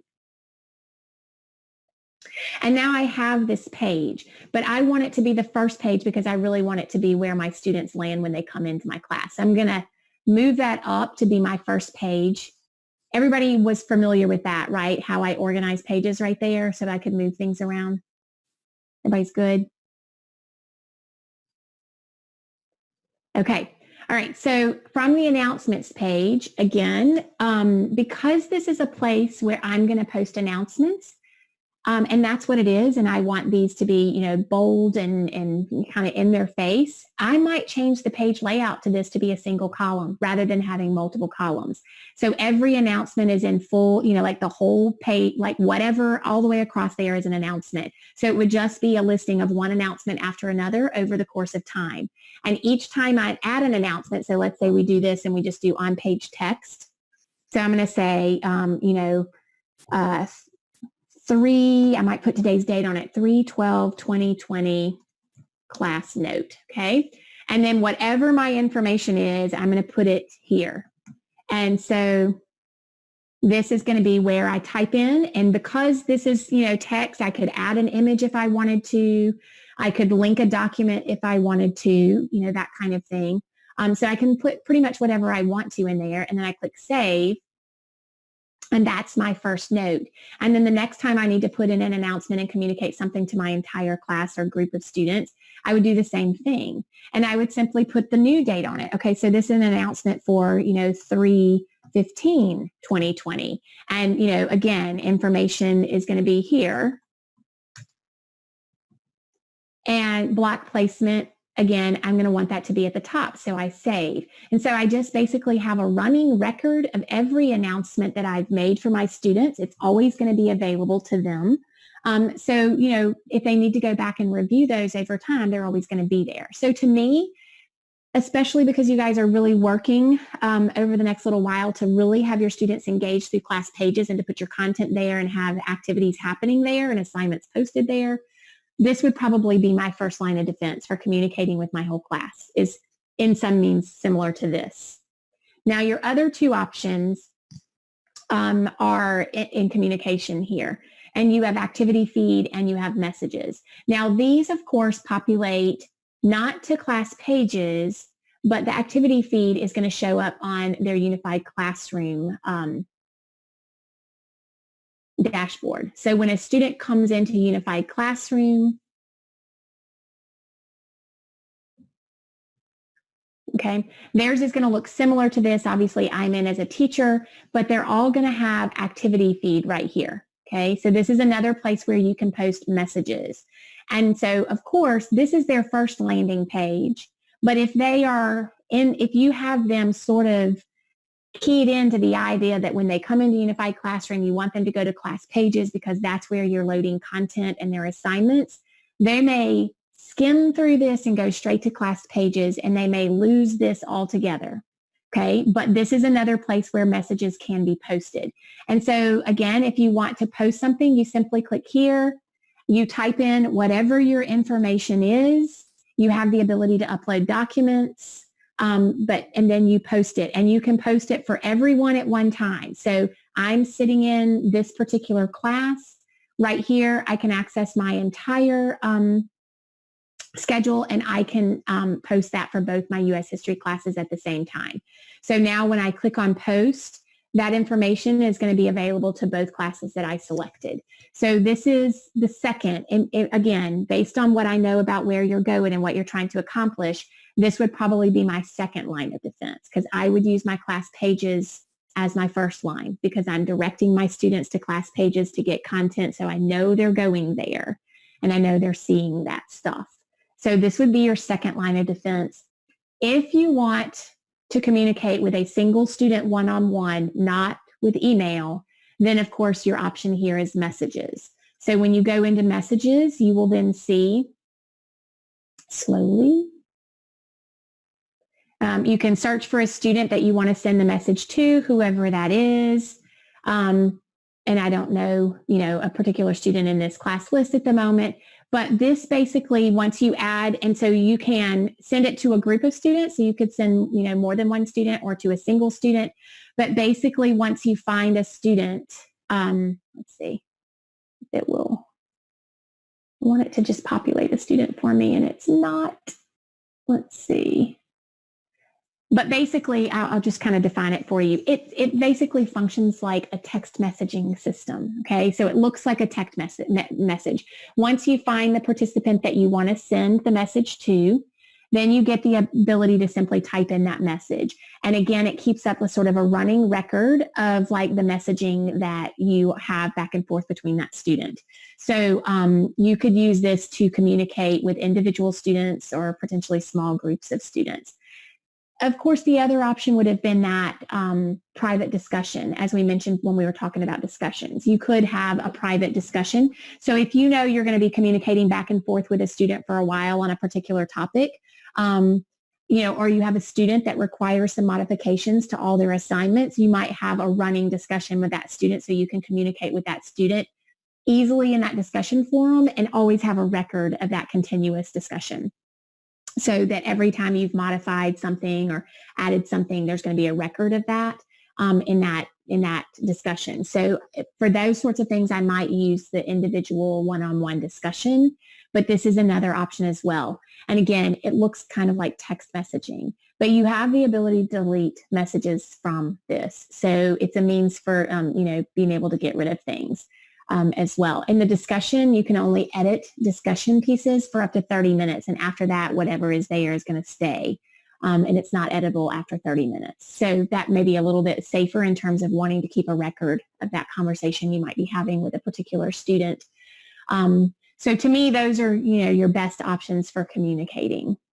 Any questions about any of those?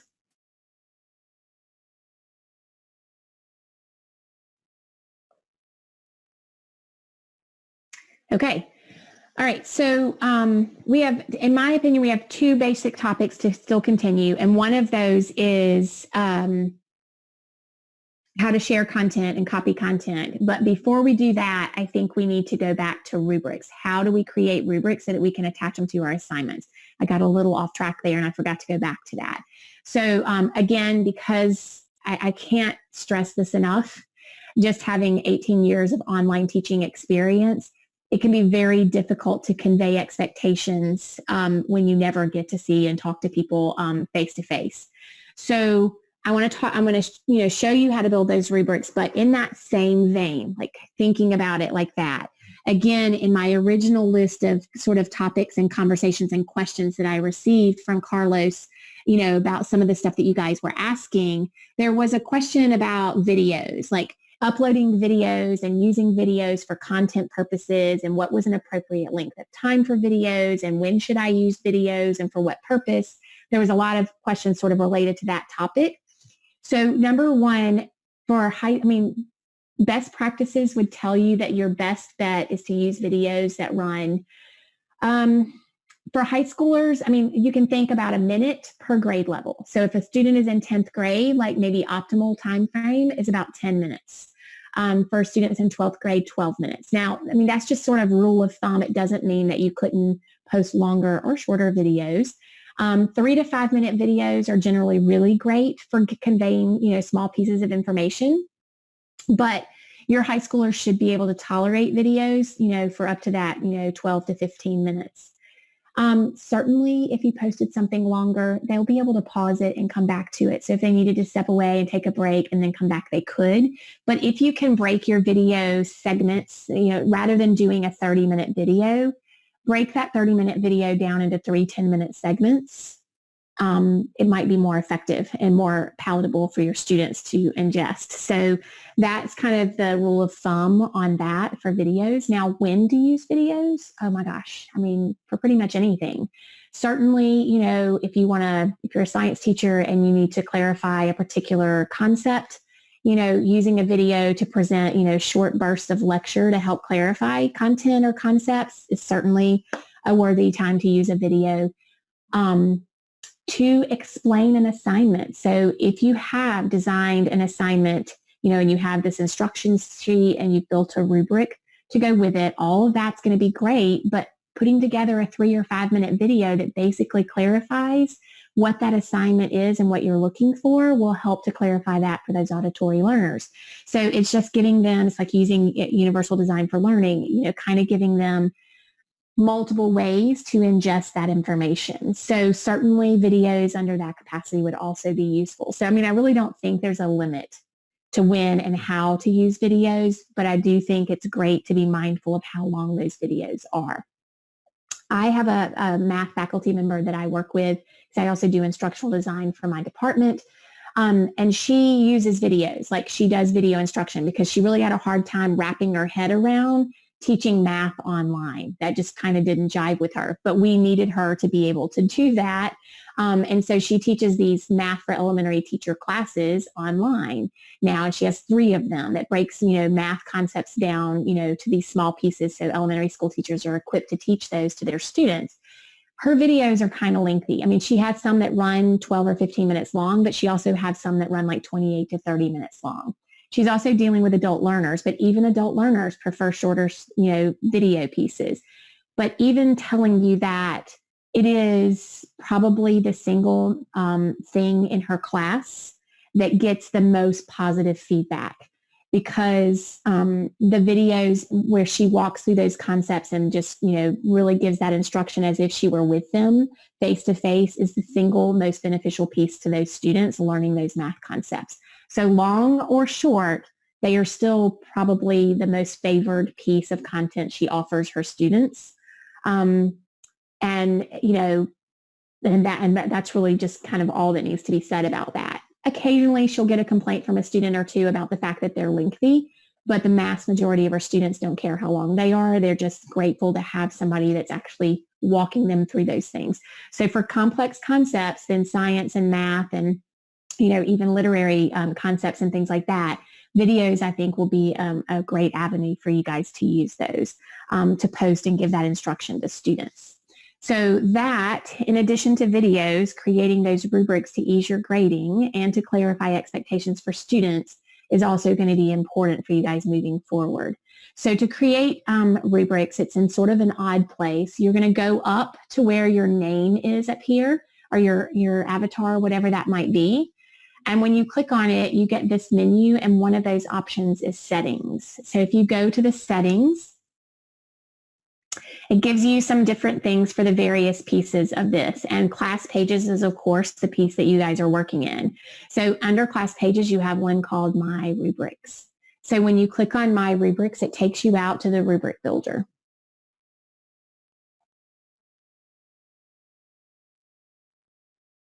Okay, so when you build a rubric, so if I want to build a brand new rubric from scratch, I simply click on Add a Rubric, and now I have 2 options. Is this rubric point-based, meaning I'm going to use it to give a grade to students? So if the assignment I'm creating is worth 100 points, I'm going to create a point-based rubric.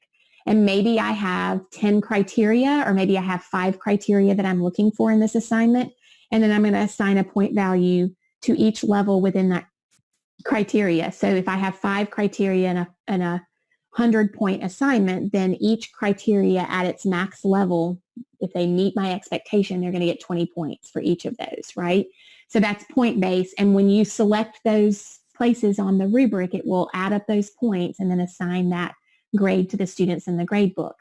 The other, of course, option is that qualitative option. So this is building a rubric that gives them all of those details. What are your expectations? But it's generally used to provide feedback only. It's not designed to score students. So you could build a qualitative rubric, have students produce a draft of whatever the assignment is, use the qualitative rubric to give them feedback, create the same rubric, like make a copy of it, and create a point-based rubric that when they submit the second time after they've received your initial feedback and had time to make adjustments, you grade it with a point-based rubric the second time. So the first time it's an assignment that's not for a grade, and the second time it's an assignment for a grade. So either way, it depends on what you want to do. So we'll go ahead and do a point-based rubric together. I'm going to click continue. And of course, the first thing is you're going to put a title on it. What makes sense is a title that will tie it to whatever the assignment is. But in some cases, it needs to be sort of generic. So for example, if you're going to build a discussion rubric like we talked about earlier, and you want to be able to use that rubric for multiple discussions, because you're going to build like a criteria related to the quality of their initial response. You might build a criteria for professional presentation. So did they follow grammar rules, and they don't have misspelled words and things like that? You might score that piece. And you might have another criteria for the quality of their engagement with their classmates, where you kind of define what your expectations are there. And you would want to be able to use that rubric because it's generic for every discussion that you might offer, or for many of your discussions. So you might use something like generic, like I have actually 2 different discussion rubrics that I use in my courses. One is a discussion with, with outside source support. Okay. So sometimes I pose a question. I want my students to do a little research, go out and find an article or 2 about this topic. And then I want you to rely on what you learned from those articles when you write your response to my question, and I want you to cite those sources in your response to me. So I might have one like that. I might have a second one, and my second one is an experiential discussion. So basically we're having a discussion, but you're largely relying on your own experiences and your own prior knowledge to respond to those questions. And so therefore there's not a line in there about the adequacy of my source or the APA format that I, cited the source in, that kind of thing. So you can build different ones. Whatever it is, you put a title on it. Right here is just a means for you to sort of note what you're using it for, what grade level it's appropriate for, and you can share it with other people and put it in the library, and then they would be able to search by these particular tags. If you're just building it for yourself and you're not intending to share it out there for other people, then you don't need to do this. But as you guys were talking, and somebody named Robert said, I have some discussions that, rubrics that I can forward to you, and everybody says, please do that. Technically, one of you could build one of those rubrics in the platform and share it to the library, which we're going to talk about next. And then everyone could go out and use that rubric when they wanted to. So everybody's not building the same rubric for themselves, but you guys are dividing and conquering, and you're working smarter, not harder. So keep that in mind if there are going to be some sort of generic writing rubrics, generic discussion rubrics that everybody might benefit from. You could certainly have one person build those, or, divide that up and have multiple people build it. But when you build them, share them to the library so other people can access them, or make them public, so that everybody can use them. So, and then you can provide a description. So if you wanted to provide some additional details that clarify why you built this rubric, you can do that, but it's not required. And then you click continue. And so by default, it automatically gives you 4 criteria. You can certainly delete one. So if I only have 3 criteria, I can certainly trash one of those and have that come down to 3. I can add criteria. So if I had 10 criteria, I could continue to add, rows of data there until I had enough criteria to fit my needs. It also begins with a 4-level rubric. So, like basically your top level would be your target, what you're expecting students to do, or what a good assignment would look like, with your bottom level being maybe unacceptable or something like that, or needs revision, like they need to do work on it, and maybe some levels in between. 4-level rubrics is what they have started with. You can certainly eliminate a level. You can certainly add levels. Again, from experience, I'm partial to the 4-level rubric. I'm partial to the 3-level rubric. I'm partial to 3 levels because when you define your criteria, so let's say this was the first criteria title was response quality, so maybe we call this response quality. So we're going to type this in here. Oops, what's it doing?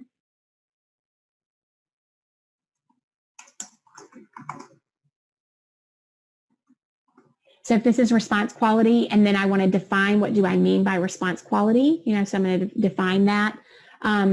Then I have to then define what do I mean when I say it's unacceptable. What do I mean if I say in the middle level that it needs revision, but it's, moving towards target? And then what do I mean when I say target?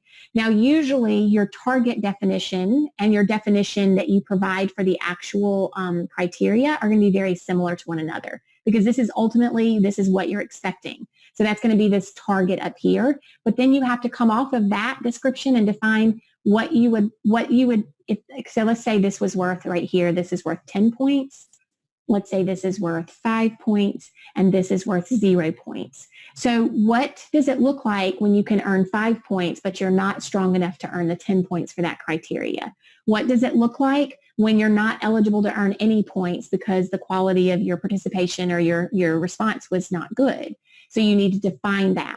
It's really easy to have 3 distinctly different definitions for a 3-level rubric. When you get up to 4 and 5 and 6 levels in a rubric, it can be very challenging to have unique language that doesn't overlap to some degree between one level and the next. So that's why I'm partial to a 3-level rubric.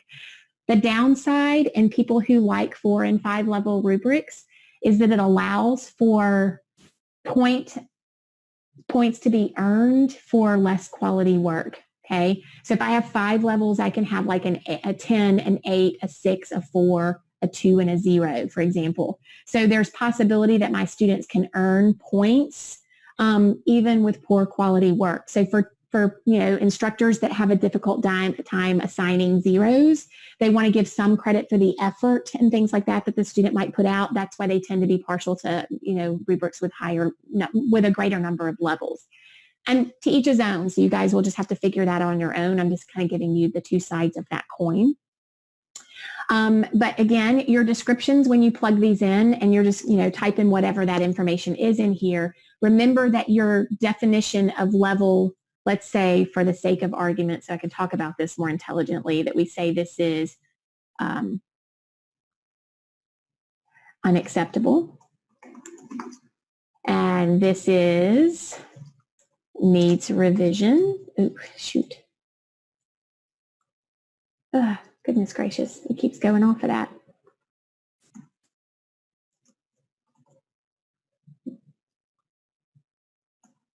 And we call this one target. So this is our target level, what we really want to see from our students.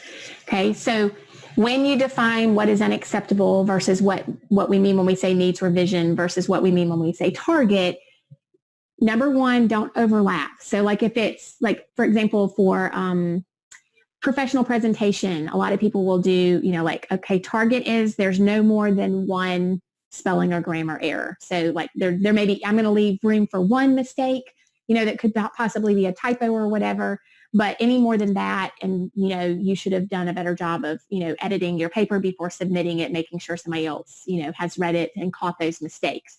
Needs revision might be something like no more than 3, errors, and then unacceptable might be more than 3. But occasionally I'll see people that have overlapping numbers, and it might be like 0 to 2, 2 to 4, and 4 to 6. Well, when you have the same number in all areas, how do you decide which one are they going to fall into? So you want to make sure there's no overlap, that they're each distinctively different from one another, and you want to avoid really generic, vague language. Words like almost, most, several, few, most of the time, sometimes. It's really difficult for students to know what you mean by those terms. So what they think as being a few may seem excessive to you, and what they think is excessive may seem like a few to you. And so you want to kind of avoid those sort of vague terminology and be as specific as possible so students know exactly what you're looking for. Once you plug all of that in, you typed in information everywhere, it's by default, it's automatically in draft form. So if I go back to my rubric list, I'm in my drafts right now, and I have that rubric right there. So it's automatically saving it as I go, okay? But if I want to then go in and edit that rubric, I can then edit the rubric, and I could go back to that and continue to work on it. So if I create it, and I use it one time, and I'm like, oh, my language was a little vague, I want to go in and alter that, you can certainly go in and tweak that rubric when you need to. But as long as the rubric sits right here in draft rather than in the active tab, that rubric is not going to show up in the drop-down menu for you to select it. So it won't be available for you to attach to an assignment. So as long as it's in draft form, nobody can use it. So you would then want to go in here and you would want to make that rubric active. And so when you make that rubric active, now it shows up in my active list and it's no longer on my draft list. And so now when I go to create a discussion, this will show up in my drop-down menu as a rubric that I can select and use. Okay. And you can also then share the rubric. So sharing works the same in a lot of places. Okay. So you can share, okay, so I'm sharing this rubric with somebody else. I can share it by providing this URL right here. You guys also can share to your library. I may not be hooked up to the library, but that URL, basically a person can take that URL, plug it in up here, and they would give them access to that rubric and they would be able to use that rubric. Okay. So you're sharing that rubric so others could use it, so that one person can create and then you can divide and conquer and everybody else can use that same rubric. Any questions about the rubric? Everybody okay?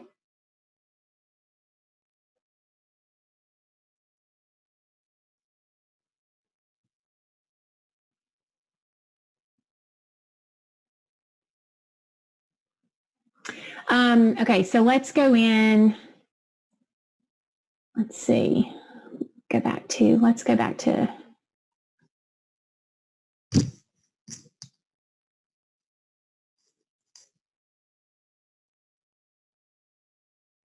Okay, so let's take this URL right here. So here's the URL for the rubric that I just shared. If we go over here and we,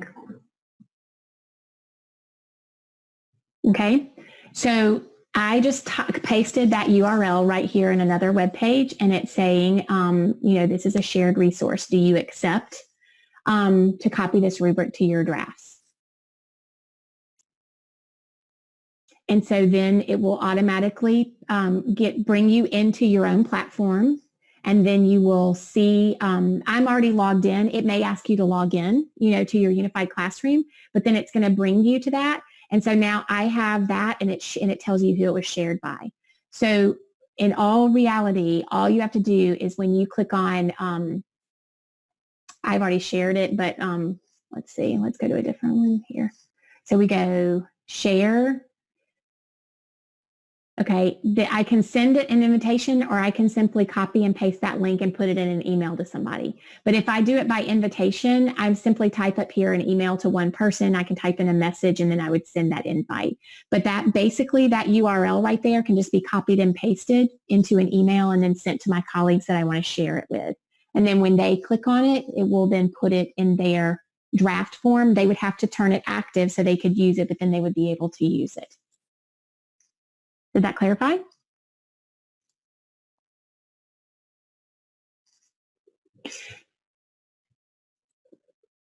Okay, I'm not sure rubrics share to the library, but to share content to the library, so let's go right here. Let's say I wanted to share this assignment to the library.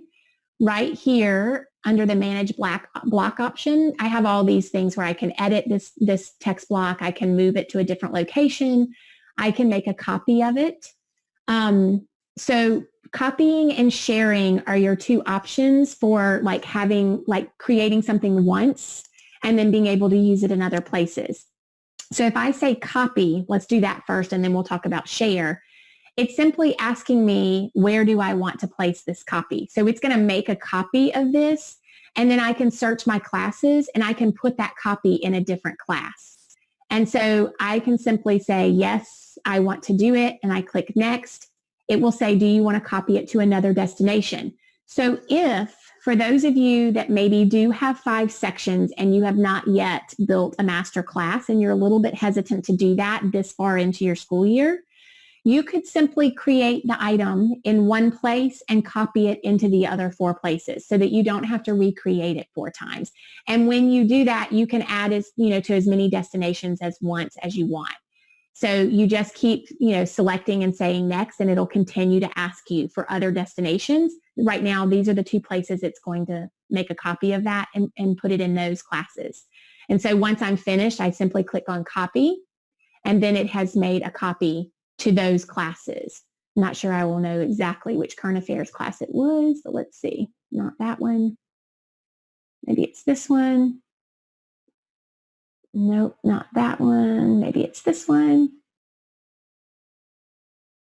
Yep, there it is. So there's the assignment that I just copied there. Okay, so copying. So if you are uncomfortable with creating that master class, you certainly can streamline your work by creating content for one class and simply copying it into the other classes that you have that need that same content. So keep that in mind. Now, the sharing, this is how we put it in the library. And I don't have access to a library. So let's see if I can get into a server that does. Give me just a moment. Sometimes they don't turn the library on in all of our servers. I'm going to go into a different server and see if I can find one with an active library so I can show you. So let's sign out. Sign back in. I was in server 15. Now I'm going into 10. Let's see if it has the library option.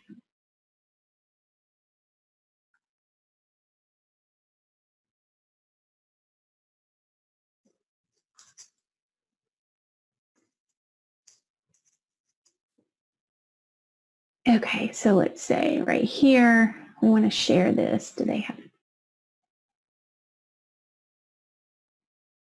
No library. Where's the library? Okay, here it is. Okay, so here it is. So most of the time, and because you guys have a library, this is what it's going to look like. So whatever you want to share.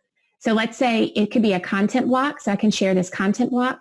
It can be an entire page. Okay, so the whole page and everything that's on it, I can share that page. I can also share an entire class. Okay, so this is where I was talking about for those of you that have concerns about and want to have access to your content in the summertime so that you can do tweaks and adjustments before you roll it into your next year's class. You could create that master class. You can share this entire class to the library, or you can share it through invitation and simply have it open and put it in that class. So either way, you can share the whole class at one time. But let's just start small and do sharing with a content block. So when you click on share, you have two options, by invitation and then put it in the library. By invitation is what we just did with the rubric. So when we do invitation, we're basically sending it through email. So we can do it through an email invitation where we enter our colleague's email address right here, and then we click send, and it sends this to that colleague with the URL in the email, and then they can click on that URL to access that content that I've shared with them. The other option is to post your invitation anywhere, and that is, this gives you access to that URL. That URL is the same URL that's in the invitation, but here is where you could do it. So if you guys had like a discussion board that everybody was on, you could post it to that discussion board one time rather than sending it out in multiple emails.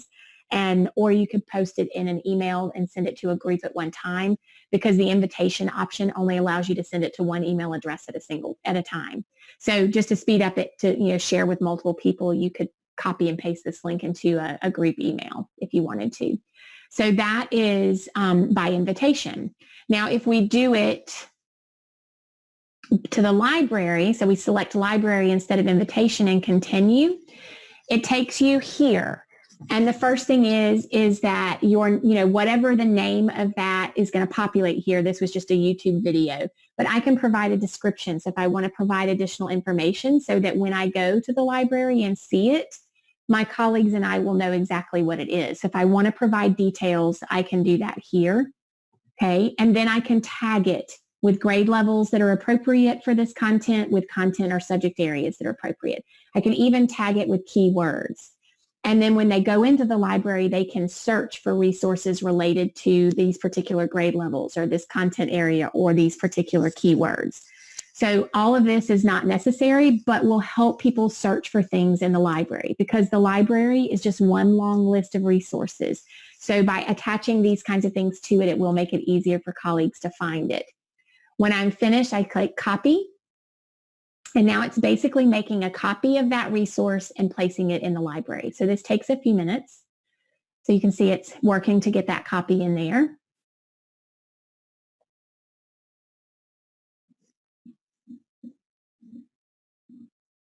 Usually doesn't take quite this long, but my internet may be moving slow. Okay, so now my copy is in the library, and the way your teachers will access it is they'll come here to library, and it's the bottom option. So class pages, content, maybe your only option. I don't think you guys have the assessment platform, so you probably just have a class pages content in your library. And when you go to the library, anything that has been shared is going to be in this list. So here are the resources that have been shared by various trainers over the course of time during training. Here's the one that I just shared. So anything that has been shared by a colleague of mine that I can use, I'll see this use resource button. And so I simply click on it, and then it will say, where do you want to put it? In a new class that you're about to create or an existing class that you already have? So this is where people can go to the library and say, oh, I want to put it in an existing class. And then it says, well, which one? And you select it. And then you click copy resource, and it'll ask you where you want to copy it to. And you'll tell it which page you want to copy it to. So simple as that, that's how you would access it. Now, if it's a resource that you yourself shared to the library for your colleagues, you will also have the manage button. So you'll only see the manage button for resources that you actually shared to the library. So the manage button offers the ability for you to edit this resource. So nobody, like this one right here, it's not mine, so I can't change it. I can only use it the way it is. Once I make a copy of it and put it in my course, then I can edit it because it will be mine. But the copy that's here will remain intact in its original state. So not being, because it's not mine, I can't manage it, so I can't edit it. But you can change your own. So if I found a typo or something like this in my description, I would be able to go in and edit my own resource, but nobody else can edit it. And I can also delete my resource, and nobody else can delete my resource. So if I want to remove it from the library, I can do that as well. Now, the thing to remember about sharing to the library is it's making a copy of the content at the moment that you share it, and that's what's going in the library. So if after you've shared it to the library, let's say you share it to the library and 2 weeks later, you make a change to that resource inside your class, it will not make that change to the copy that's in the library. The copy that's in the library is going to remain in the same way it was on the day that you copied it and put it there. So if you want to update that resource in the library, you're going to want to you're going to want to share that resource a second time to the library and maybe delete the original resource. Okay. So just keep that in mind when you make a change in your class to a resource that you shared to the library, it does not update that resource in the library. Does that make sense? Everybody okay? Help Center right here. So if you go into Help Center, and also the teachers have access to Live Assist as well. So right here in the Help Center, and it always opens in a separate window. So you can easily maneuver back and forth between the platform and the Help Center, but it's basically structured and organized based on topic. So for example, the first thing that we covered today in class pages was creating that master class. And this is a document right here. So if I go under class pages, the second one down says create a master class.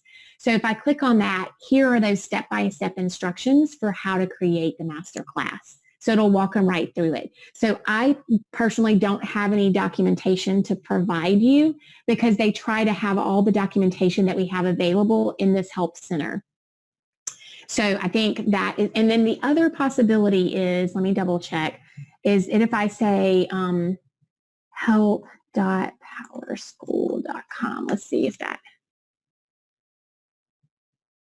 yeah, so here's the other option. So this URL, help.powerschool.com, you also have product support in here. So like you could come in and get unified classroom support. Learning is actually the standalone product for class pages, so it's pretty much the same thing. So there's a lot of documentation here as well. So you may find a variety of things here that will be of assistance. So let's see. And you can type in topics. So like if I said class pages right here, let's see what it would find for me. So a lot of times, they can access documentation through here as well. parents view, how do I copy a page from one class to another? So there's going to be like notes here, and then they could like, oh yes, this is what I want to know. Then it'll give it, and it'll give you like, screenshots or walk you through it as well. So I think both of those places are going to be helpful to your teachers and to you. So again, the first one is this Help Center, which is accessed right here from, if I'm within Unified Classroom, I always have access to that question mark. And you should see Help Center, and you should also see Live Assist. So even your teachers can use Live Assist. And what that is if they have a question, and let's say they can't find their answer in Help Center, if they click on Live Assist, it basically starts a live chat with a support person. It's not 24 hours a day, but during your basic work hour time, they would be able to reach someone that they could chat with, like right there on the screen. Like Amazon does. Like if you have a problem with Amazon, you can start a chat, and a support person comes on and they'll help you out. So it's basically the same sort of service. So if they're like, hey, I can't figure out how to create a master class, they could ask that question in Live Assist, and that person would direct them to the resources or help them do it, like walk them through the process as well. So those would be my, my answers for that is the Help Center, Live Assist, and then help.powerschool.com. So help.powerschool.com is going to be the general way, and then under product support, they should be able to find what they need.